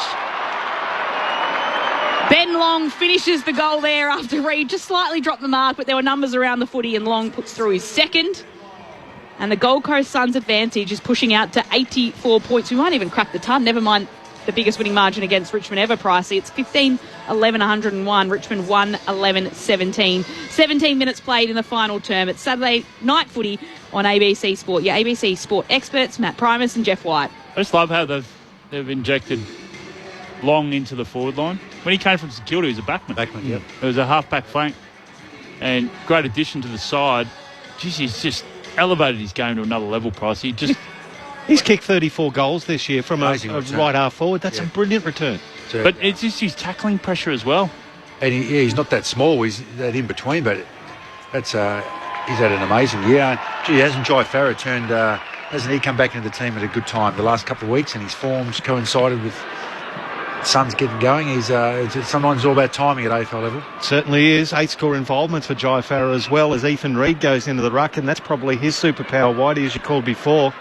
ahead of Jed Walter. He's just got that extra bit of height and spring for the ruck contest as the second ruck to give Witts a chop out. Well, who's involved in that play then that Long was able to score that goal? So it was, and Reid versus Nankervis. Nankervis had the edge and experience, but Reid got the hit out down to Rao. He's tackled immediately by Ross. Umpire will throw it up again. This time Big Nank just monsters it. Did beautifully. Got the tap out to Ross. He's kick inside 50, is looking for a target. McAndrew was approached from the front. It's illegal, and it will be a free kick against Ryan Mansell. And McAndrew just kicked one from 55. Beautifully goes back onto the arc at left half back, and he'll take the free kick. Back in his home base in defence, McAndrew just chips it out wide. Mark's taken by Fiorini. Close to the boundary line, left half back. Chips it across to Noble. So Noble's got the switch on if he's looking for it, and he chips towards Adams, who's centre half back now. Collins is there. Adams plays on. He gets tackled, so he has to hand pass back to the safety of Andrew. It's pocketed from him by Bolter, who steals the footy back, then has to hand pass, and he's in all sorts of trouble, though. In the end, Flanders tried to pick it off. Then Flanders is driven into the turf. That's holding the footy. Play on Richmond. The advantage is paid. It's not. Hopper took a fair bit of time before taking that advantage. They've won out free. He thought, it was worth a go. Well, there was a few seconds between the free and him taking it. But it'll be coming back. And it's Ross who'll have it. So Jack Ross with the footy out of the Waverley Hawks. He's been good for the Tigers across this game as well. He'll go inside 50. Just a long kick in there. And it's a mark taken by Jeffrey. Again, a big pack mark that the Suns have won out on. And Jeffrey wins out. And the Suns are winning by 84 points at the moment. So they've just owned those intercept marks tonight. They certainly have. And the Suns, this is their highest score they've ever scored against Richmond. It's 101. They've only ever scored 99 points against the Tigers. It's a kick that goes short of centre wing. There he is again. Ethan Reid has the confidence to play on. The handball's a bit dodgy. Got to Flanders, though. Flanders confronted. His handball cut off by Houghton. The youngster has a bounce. Looks back inboard. He skies the ball. Mansell did very well against Sam Collins. It's going to be a free kick. It's going to go back to Collins, though. He stood tall, did Sam Collins. He is a very, very good defender. He's the rock on which this defence is built on for the Gold Coast Suns. Gives the handball off to Jeffrey. He flares it to left half back. Fiorini's gathered, and I reckon this is the best couple of weeks Braden Fiorini's put together for the last few years. Yep, absolutely. He's owned the wing a little bit inside, but his ability to get up and down the ground, he certainly solidified his position there. 32 touches last week. Yep. Never been an issue with him finding the ball. It's just find that position that suits him. And looks like the wing might be it. Yep. So he moves it up to Flanders. A little chip to Butterick, who's marked at centre wing. Things just starting to slow down a little bit. 21 minutes have been played in this final term. And the Suns with a comfortable 84-point lead. They've subbed off Tuke Miller to give him a break. Nick Holman coming on as the sub as the intercept mark is taken from Nankervis out in defence, and he chips it back towards Tom Brown. So they're trying to move it out of defence cleanly here, the Tigers. Brown puts it out wide. He's hoping for Hopper to run onto it. It's a little bit tough for him. Noble got in front of him. And this will be a throw-in directly in front of the Gold Coast bench. Noah Anderson looking to come on there, and he will. He'll high-five with Rao, who comes off. So they're not going to have them both on at the same time. Just give one a break for now. Yeah. Anderson will take care of it himself. It's it's a handy substitution, isn't it? Pretty handy. Throw in just beside the interchange gates, and immediately Bailey Humphrey gets involved but tackled into the ground. So the Tigers' lowest score against the Suns has been 6-12-48. They're not going to get anywhere near that tonight. The Suns have absolutely broken all records against Richmond. Davies to Jeffrey. He went around three of them like they weren't there. The curling kick inside 50. The double grabbing mark not taken. Oh, it was a push in the back. It was Miller. He was tackled. Suns want holding the ball. Tigers want push in the back. The umpire says I'll split the difference and I'll throw it up 30 metres out from the Gold Coast Suns goal. And they take Rao out of the contested footy area, the stoppages, and they bring in Humphreys. Oh. Just another talent being thrown in there as Long just works his way to the footy beautifully against Trezise, pushes him off it, and then almost has a shot himself, and it just falls short. Top of the goal square. Mark is taken by Banks. He flares it out towards McIntosh, who started as the sub today but came on early due to an injury to Jonty Fall. Takes a couple of bounces running along the wing, and he just kicks to no one in particular, and Noble's easily there to intercept for the Suns. Chips inboard towards Flanders. Flanders has got the footy and he's happy to retreat a little bit to McAndrew. They have got an 84-point lead, the Suns. So it won't be Richmond's lowest score today. That was back in 1961 when they only scored 8. But it's currently the 5th lowest score for the Tigers in history. 1-11-17 is what Richmond has on the board at the moment. 15-11-101 is what the Suns have. 84 points the good. Anderson with the footy. Centre wing, outer side of the ground. They're looking like a threat come finals time as well. Inside 50 he'll go. Looking for Davies. It was a 2-on-1. The Tigers winning out via Brown. Hand passes across to Ross. Quick hand pass to Hopper, who just fires it off quickly to Trezise, who hands it away in the end towards Banks. Just chips it right down the outer wing of the ground, and Bolter will mark. Centre wing, waiting for his teammates to get ahead of him. He'll put it further down the line, looking for Mansell. It was in a 1-on-1 against Andrew, and it was pushed over the boundary line for a throw-in. So the ball's made its way to centre half forward for the Tigers, kicking towards the southern end of this ground in this final term. A little bit of a light sprinkling of rain, but other than that, really good conditions for footy here at Carrara on a Saturday night. 14,841 is the attendance. Well, there you go. I should put the lotto in, or I said 15. You were close, so yeah. Close. Never usually that close, Lauren. Comes out of the back. It was Traynor who kicked it inside 50 for Richmond, but it was easily gobbled up by Noble, who kicked it to the top of the square to Oscar Adams, kicks it to the arc now to Lockie Weller. He's confronted, tries to measure a kick. It just got over the head of Sonsi to Holman. Handball backwards to Jeffrey. Jeffrey now, oh boy, the cue is in the rack now as he kicks it inside 50. And he gets it onto the lead of Ben Long, who takes it in front of Nick Vlosten. Vlosten is fairly exasperated with how easily that ball was transferred down the outer side. But Ben Long will go back and have a crack at his third.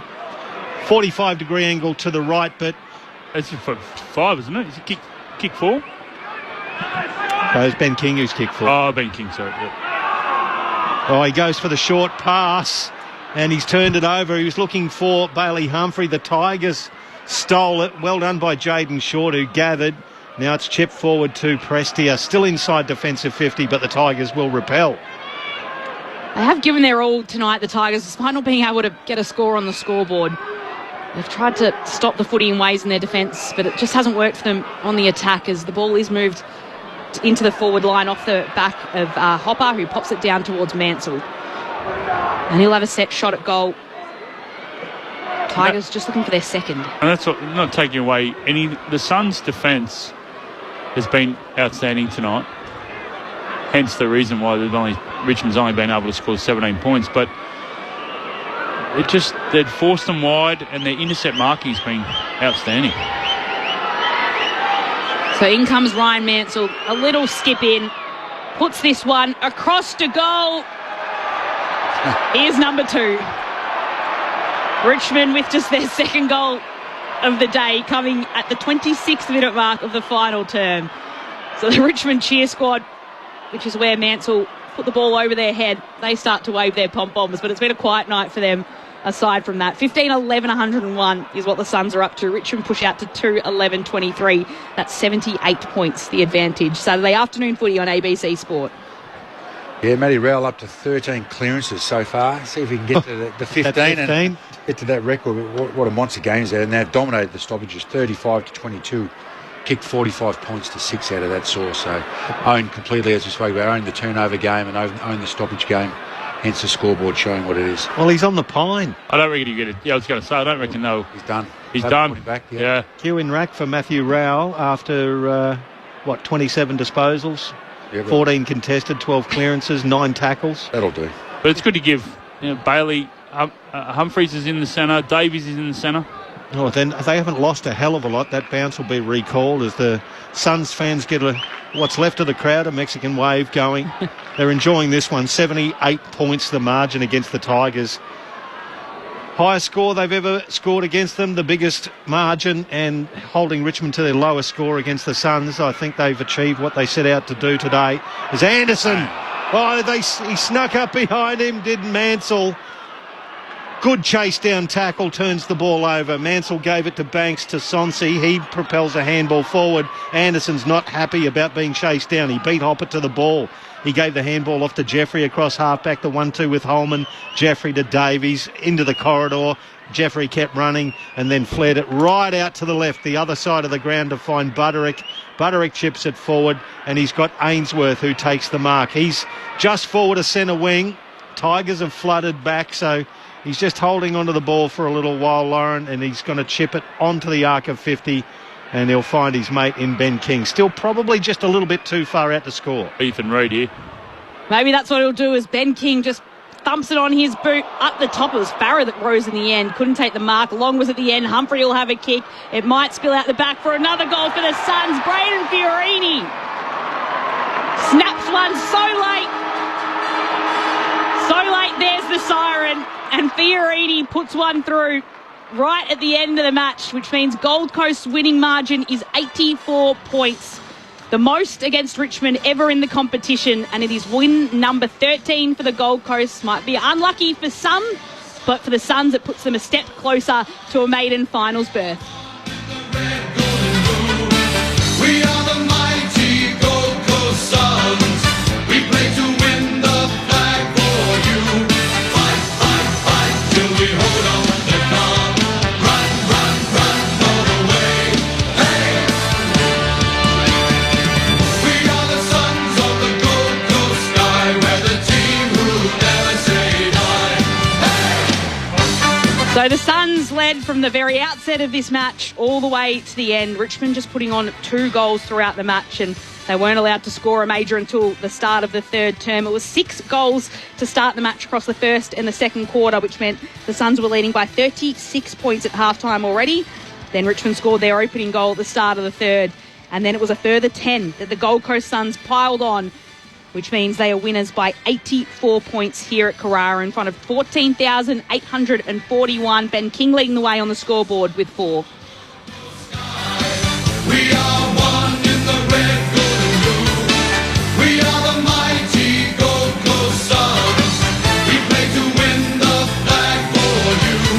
Fight, fight, fight till we hold on the calm. Run, run, run all the way. Hey! We are the sons of the Gold Coast sky. We're the team who never say die.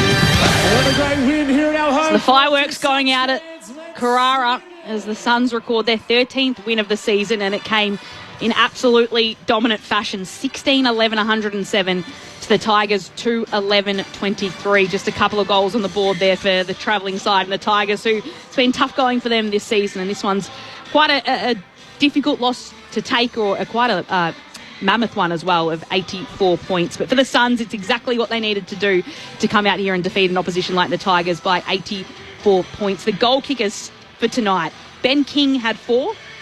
Bailey Humphrey chimed in with 3. There were a couple going to Ethan Reid. He scored 2. Ben Long had a couple. Jai Farah had 2 as well. Then singles to Ben Ainsworth and Mac Andrew with a 55-metre huge thumping kick for a goal, which he loved. And then for the Tigers, just the 2 goal kickers for them. So Ryan Mansell got one late and Harry Armstrong scored the first for Richmond. But they head down into their change rooms now under at Carrara, having lost by 84 points. A very impressive performance from the Suns, which importantly comes to the ladder. It puts them up at the moment to 5th on the table. So they are on equal points now with Geelong, Hawthorn, Fremantle and the Giants. But a good percentage, 125.1 is the percentage the Suns go up to with this 84-point win. Jeff White and Matthew Primus, what did you like most about what the Suns put forward today in just a thrashing against the Tigers? Yeah, they gained an extra 6% today. Yep. So that's huge. That's huge. That's huge. And where it all sits in the top 8, Western Bulldogs win by, 80 points, and they go to 9th. Yep. They go down. That's how close it is. And fascinating last 3 weeks going into the finals. I just really was impressed with the Suns from the outset. I mean, we were just going, Matty and I were just talking there, that Collins had 12. What do you have? 12 intercepts. So from the outset, their back line was really, it was hard to get through for the Tigers. Obviously, with the score, they only 23 points, but it's just their run off the half-back line. Joel Jeffrey, Noble, Will Powell, Collins, McAndrew got involved, and then there was a slingshot footy, and then they had their running half-forwards coming up. Long, Ainsworth, Butterick off the wing, Fiorini off the wing, and that's not even mentioning Noah Anderson, who's had 38 possessions, and Matty Rouse had, 13 clearances. So the strength and the synergy across the whole ground was really impressive tonight. Even though they're coming up a really inexperienced side, you just play against who you've got to come up against. And they did that tonight for 4 quarters. So they're building. The momentum's building. The synergy, the ability to win it in, and also the connection on the outside is really impressive from the Suns. And then they're hitting the score. You get scoreboard pressure from all angles. Ben King, Ben Long, Ethan Reid, they're all chipping in. So it's a really good, even contribution from the whole side at the moment. Yeah, I just thought it was their game, or the 3 aspects, the contest, defence and offence. Apart from probably the second quarter, the offence wasn't, but it was in complete control. It was, started with their ruck and 3 mids inside, but a really good game. Defensively really strong, and Dim would be proud of that, keeping the team to 2 goals, and that helps you. That's the biggest thing that can help your percentage this time of the year. Really pleasing, continuing off a great win last week, so some maturity against another top 4 team, and then could have been a bit of a letdown or have a poor quarter, but they didn't really do that. They just were really strong over the 4 quarters. I think that'd be the most pleasing thing, and then get out of it injury-free too at this time of the year. And they just didn't give Richmond a sniff, did they? Sometimes when you go into these games, it's a bit of a danger game. You don't know how the side's going to react when they got nothing to lose, and they just didn't give them a sniff from the outset. Well, Richmond's first score was a rush behind at the 26-minute mark of the first quarter. And they didn't score one off the boot until halfway through the second quarter. And then I love what they did at half-time, where they put their most inexperienced players on the bench, and they said, the start of the third quarter, the Dimmer, rightio, there's the leaders, take control of it. And they did in that third quarter. They took control. So a really strong message. But there's contribution across the whole board. Yeah, we're going to speak about Noah Anderson playing such a great game and Matt Rao, but it's the whole contribution of the players across the whole, and they got through injury-free, which is, might have been concerned there with Rao. Took Miller comes back in, still has 24 possessions, and they had the luxury of subbing him out. But there's a really good positive for the fitness staff. He's been out for a while now with a hamstring injury. Comes in and it's like he hasn't missed a beat, But the only player who didn't get 10 or plus disposals for the Suns was Nick Holman, and he was the sub. He was injected halfway through the last quarter. There's half a dozen players for the Tigers who had less than 10s. They had plus 85 in possessions overall. So they just shared the ball around. In certain areas the Tigers scrapped hard, but in certain areas it looked like training drill stuff, Lauren. And you really love to see 12 tackles. I know that's a big indicator for Dimmer. Has been throughout his Richmond time as a coach, but he's brought that same philosophy for the Suns. They've had 12 tackles inside their forward 50. There's those half forwards getting up, getting involved, but also swinging back and putting pressure on. So it is the Suns by 84 points. The tackles overall is 59-44 as well. Pricey, I think you're the numbers man. If you want to take us through a few of the top disposal getters on the ground. 38 disposals for Noah Anderson, 15 contested, 8 clearances, 9 inside 50s, 12 score involvements. John Noble had 30 and a game-high 721 metres gain. Rao, 27 disposals, 12 clearances, 9 tackles. Joel Jeffrey, 26. Tuke Miller, 25. In his welcome return. For the Tigers, they tried hard. Banks had 26 disposals. Hopper had 25, 9 contested and 4 clearances. Short with 23, Prestia 23, and Ross with 23 as well. But overall, 56 inside 50s to 34. Suns had 1,320 metres gained more than the Tigers, which that's a massacre in that regard. And the clearances, 37-24. The Tigers in their second quarter really evened that up, but outside of that got blown away. It was a tale of a side that's pushing towards a top 4 berth, quite possibly. They're going to sit 5th or 6th after this round, perhaps, and the Tigers still obviously just injecting a whole bunch of youth into their side last year with the mass exodus and the rebuild. So a tale of two different clubs at two different ends, but they're enjoying it, and the Suns are singing the song. We might be able to take that, maybe not. We might be able to get down to that in just a moment. We might be able to get the Suns song in just a moment to hear them sing it for their 13th win of the season. Jared Witts is in there as well. There's a few kids around him as they all sing the song there. Jared Witts and Toby Nankervis, we mentioned that at the start of the game, and Witts is a dominant ruckman. He seemed to give a fair bit of use out to his midfielders. And how did you end up seeing the battle? I've noted down what you mentioned at the start, the left-handed battle. How did you end up seeing that? Well, that was pretty even. Yep. I think both, if you go by fantasy points, that Nankervis was in front a little bit. But it all comes down to the guys on the bottom. Rao's pretty quick there to mop it up. Yeah. And then when Rao comes, when he has a rest, Humphreys comes in.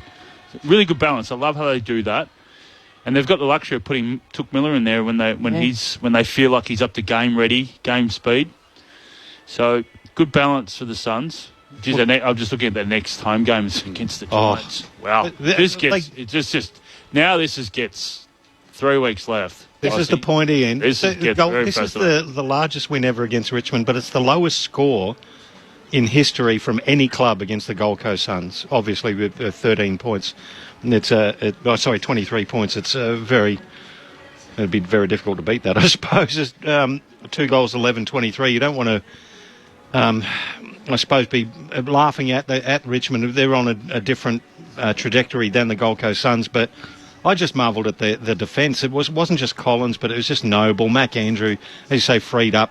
Oscar Adams, the beanpole who was injected. Yeah. And he's done some good things. And even with the loss of a Daniel Rioli, they've managed to chuck Jai Farah up forward and Joel Jeffrey. Yeah. They've just so many weapons now, and it's an exciting time for the Gold Coast Suns. Well, a lot of clubs talk about that pressure through the arc. You know, you want to be able to maximise that pressure so it forces the kicks inside the opposition forward 50, and that's where it came down to. That's why Collins was able to come off and have 12 intercept possessions, and that's why Mac Andrews, and that's why Noble got involved and had 30 possessions off the half-back line.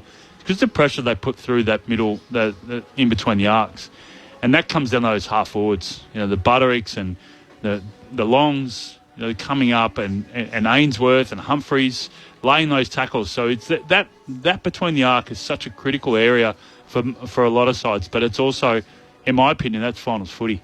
Absolutely. And if you look at when Dimmer was at Richmond, you know, the ability of all the Richmond's key backs, you know, they were impenetrable at times, weren't they? Because of the Lamberts and those types that used to come up, and he's just replicated that with some youth there. They've got, and their power running is a weapon of theirs.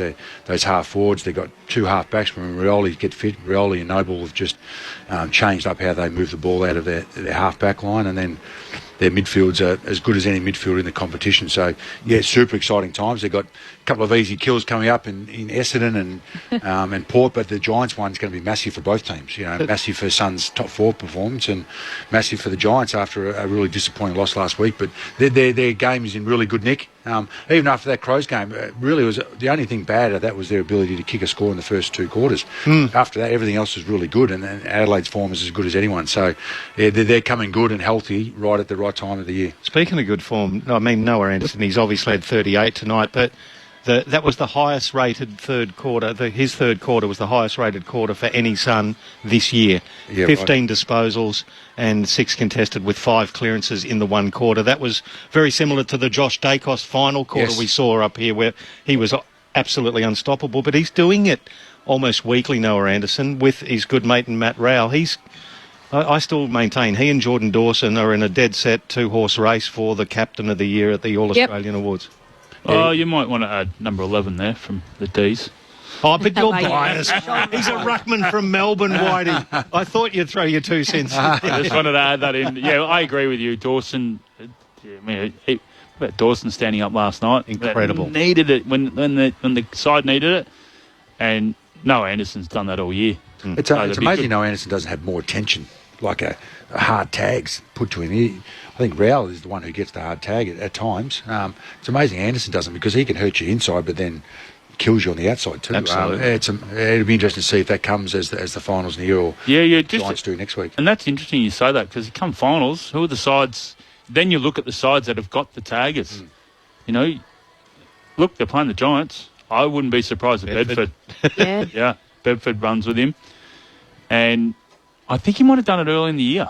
When, in that game they played at the Giants, when the Giants came back in that last quarter? Yeah. Might have been Bedford that was running with Attached himself to him. Yeah, so, these are the key matchups that are going to unfold, isn't it?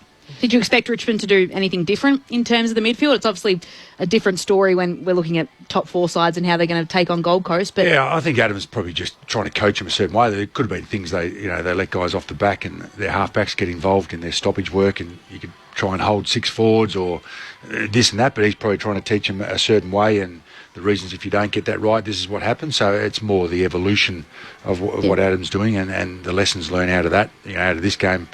When you are a bottom team learning, you play the good teams and you use that as a training tool come Monday and Tuesday of, hey, this is where we want to get to, and this is the levels as an individual and as your lines, and then as a team of what you want to do. It would have been nice to see them take a few risks and go through the corridor. Yep. I would have oozed to actually just point that out at half time. And so a few key moments there where they went through the corridor, they took a risk. Suns were taking those risks. There was a few times there where there was a risk. You called it, Bryce. It's a risky kick, but they had numbers there. So I think if they had have taken that, they might have created a little bit more urgency. They didn't play on as much as I thought they would have. I thought they would have just had a crack. I mean, the game was over, halfway through the second quarter, so I would have loved to have seen some sort of urgency, especially from the back half, but they just didn't take it on. They were really happy to go wide, and that really played in the hands of the Suns, who then owned the corridor the whole afternoon. When do you pull the trigger on that? I guess you look at St Kilda, who's always been a late one when it comes to taking on that attacking game, and it served them obviously well in the last quarter last week, but well throughout the season. You see how much they attack sides and how much score they can put on the board when they're willing to take the game on. But when do you pull the trigger then for Adam Uze, or is he just trying to go, this is what we're playing, let's just stick to it? I think he's more bigger picture where St Kilda are trying to get some wins to get the heat off them. There's more heat on Ross and what St Kilda are doing compared to what Richmond are doing. So Adam's able to get away with that for this year, and then that'll build next year as it comes along, and then you have to start to try and get some wins, and you do have to change up the way you play at times if you want to try and get a couple of wins on the board. And that St Kilda question will be funny when St Kilda play tomorrow. I think tomorrow yes, they play against North. Are they going to play a bit of that run and gun style they did in the last quarter that scored them 9-1, or are they going to go back to a bit of the defence and dour and let's keep it a struggle? That'll be an interesting watch the first 15-20 minutes of that game. So it is here at Carrara. The Suns 16-11, 107, defeating Richmond just 2 goals, 2-11-23. They win by 84 points in front of a crowd of 14,841. We can check in down with the rooms now, and here the Suns belt out their song for the 13th time this season.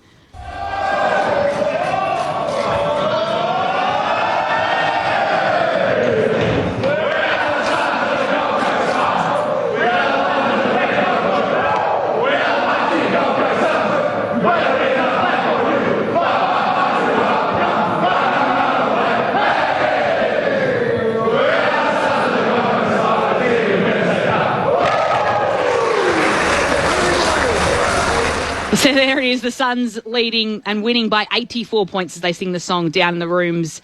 Over at the SCG, the Swans and the Bombers has finished up, and Sydney have ended up winning by 14 points there. So Essendon staging a little fight back as the Swans win 9-14-68. The Bombers 7-12-54. They had their 13th debutant out there tonight. A couple of goals to Justin McInerney, a couple to Braden Campbell for the Swans. And the goal kickers for the Bombers, there was quite a few with singles across on Essendon's side of the page.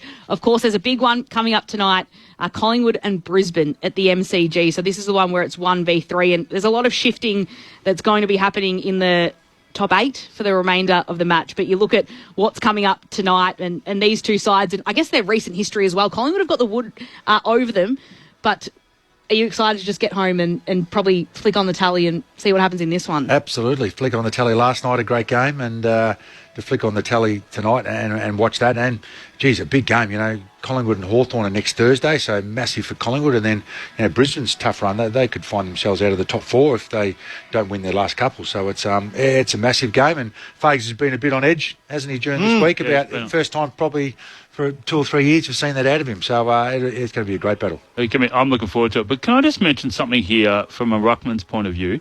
Brody Grundy's had 39 disposals. 39? He's had 39. He's had 11 kicks, 28 hand passes, 8 marks, 32 hitouts. So he's doing his own roving. Weekly appearance for you, Whitey. Is that a world record for a ruckman? Up there. Coxie probably had a few of them in his time. But yeah, but maybe I reckon Gorney's probably hit 30, but he's had 40 touches. That's incredible. He's a rich vein of form, isn't he, the last 2 months?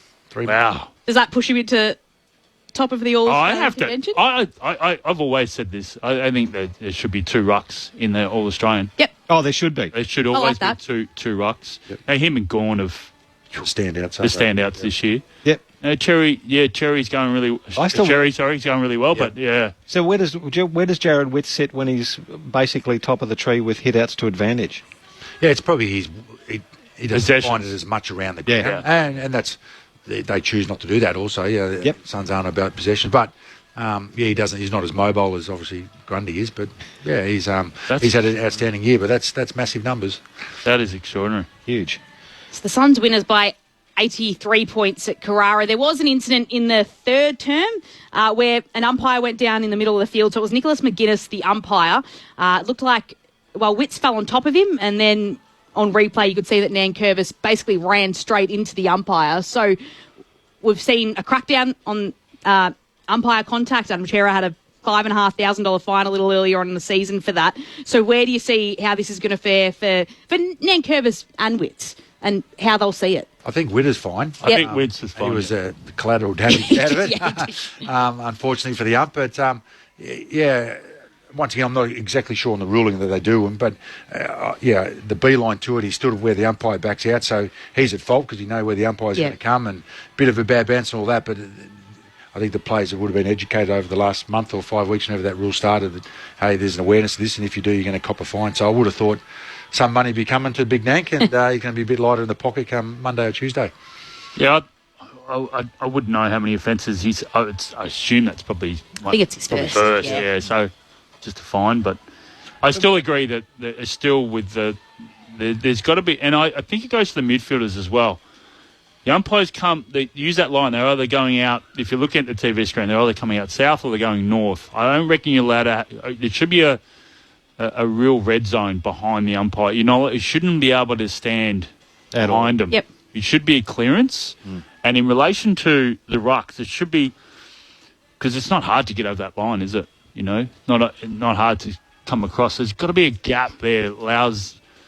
There's a bit of separation for 2 rucks to actually jump at each other, or takes a while for them to actually engage in each other.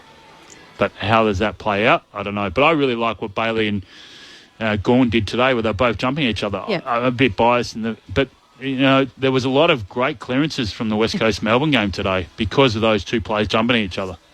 And got to get back to that art. I reckon. Would it be a rule adjustment where the ruckmen start at the edge of the centre circle, or it doesn't matter where, but you know what I mean? Yeah. Something like that would have to occur, or as you say, it's completely banned to have any players behind the umpire at all. Well, how do they? The crazy thing is they brought in a rule. Yeah. Was named after myself, and yes, I don't be like Acker talking about it because I used to cross the line all the time because I couldn't jump anymore, and then they banned it, and you couldn't do it. So that went back to jumping, and now the last 3-4 years, mainly Grundy's brought that back, but now very rarely do any ruckman jump at all, apart from Gorney likes to, but all the rest just want to come and take their space, and now it's just virtually a jump-up ball in the middle. So it's like, where's that rule gone? Yeah. How come it's gone out the window, and that's causing a bit of this stuff going on here. Hacker would have just said, Pricey, it was me and I did it, and nobody else can do it. Yeah, but once again, they bring in a rule and then other rules over trumpet, and they forget about it, and then it allows this, and they've got to go hard on it again. So it's certainly something that Greg Swan sure. they'll look at. But Bailey had every right today to actually stand on the line and try and cross and block Max Gawn. He didn't. He stayed on the edge of the circle, and they ran and jumped at each other, and he did quite well against him. Not around the ground, but he did really well, was competing in the centre bounce. I think they've just got to bring that in. And they brought, I think they've got to have an opportunity to jump at it, bring the craft back. And a lot of that sets with angles as well, where the mid's set up.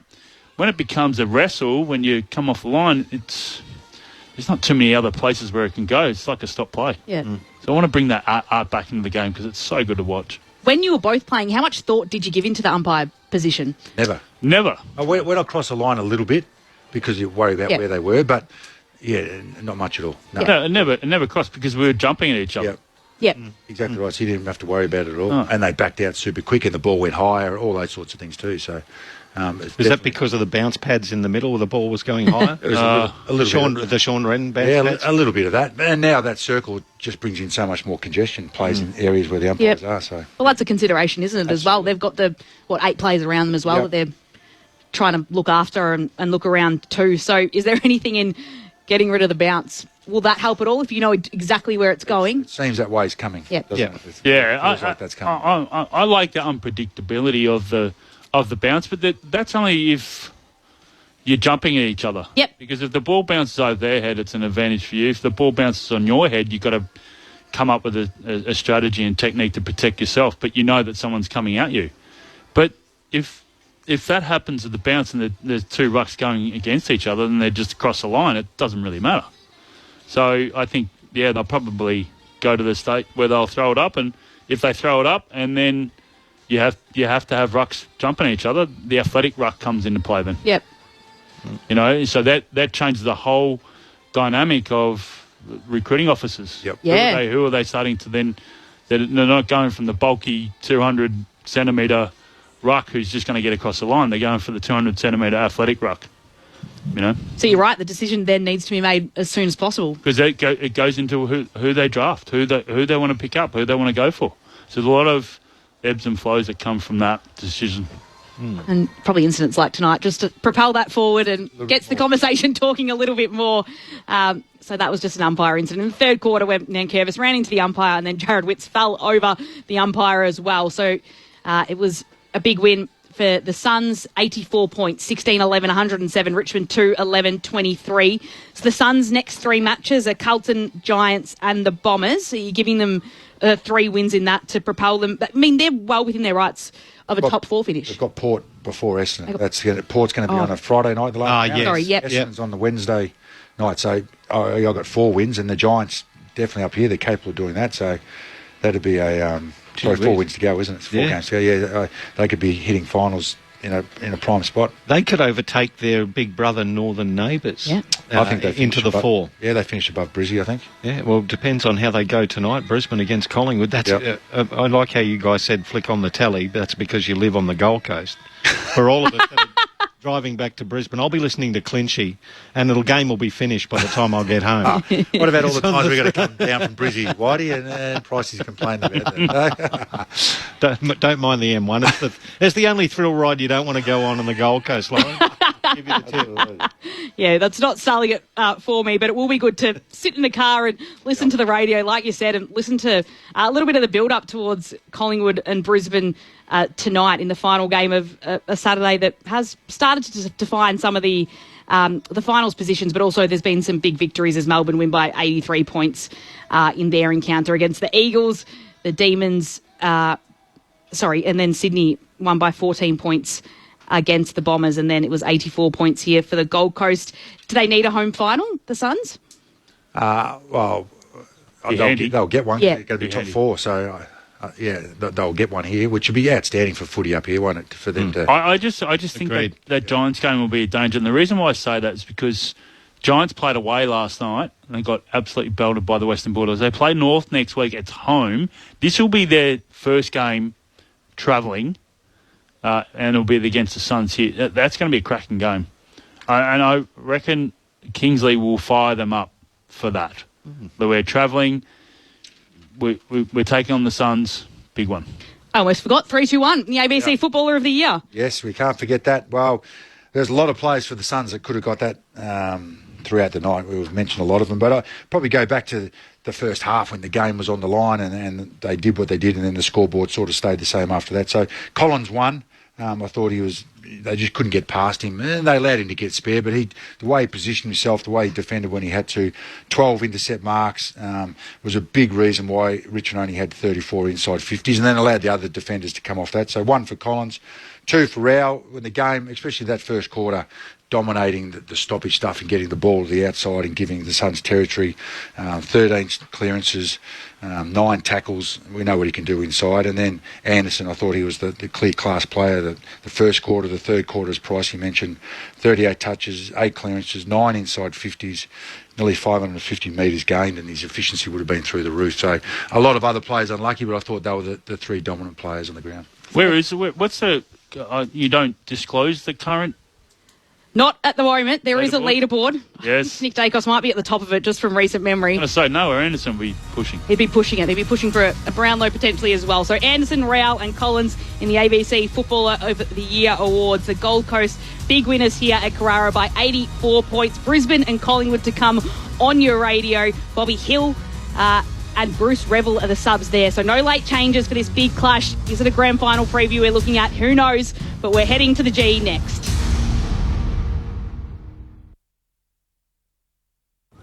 The summer of cricket has arrived early. Clubs it straight down the ground for 6. He's on the pull shot. Boy, did he get that. White ball cricket takes centre stage in the top end as Australia take on South Africa. Shout for leg before, finger goes on. It all starts on Sunday, August 10. Down the pitch, there we go. Bang. Every ball live on the ABC Listen app. Just click on the cricket button.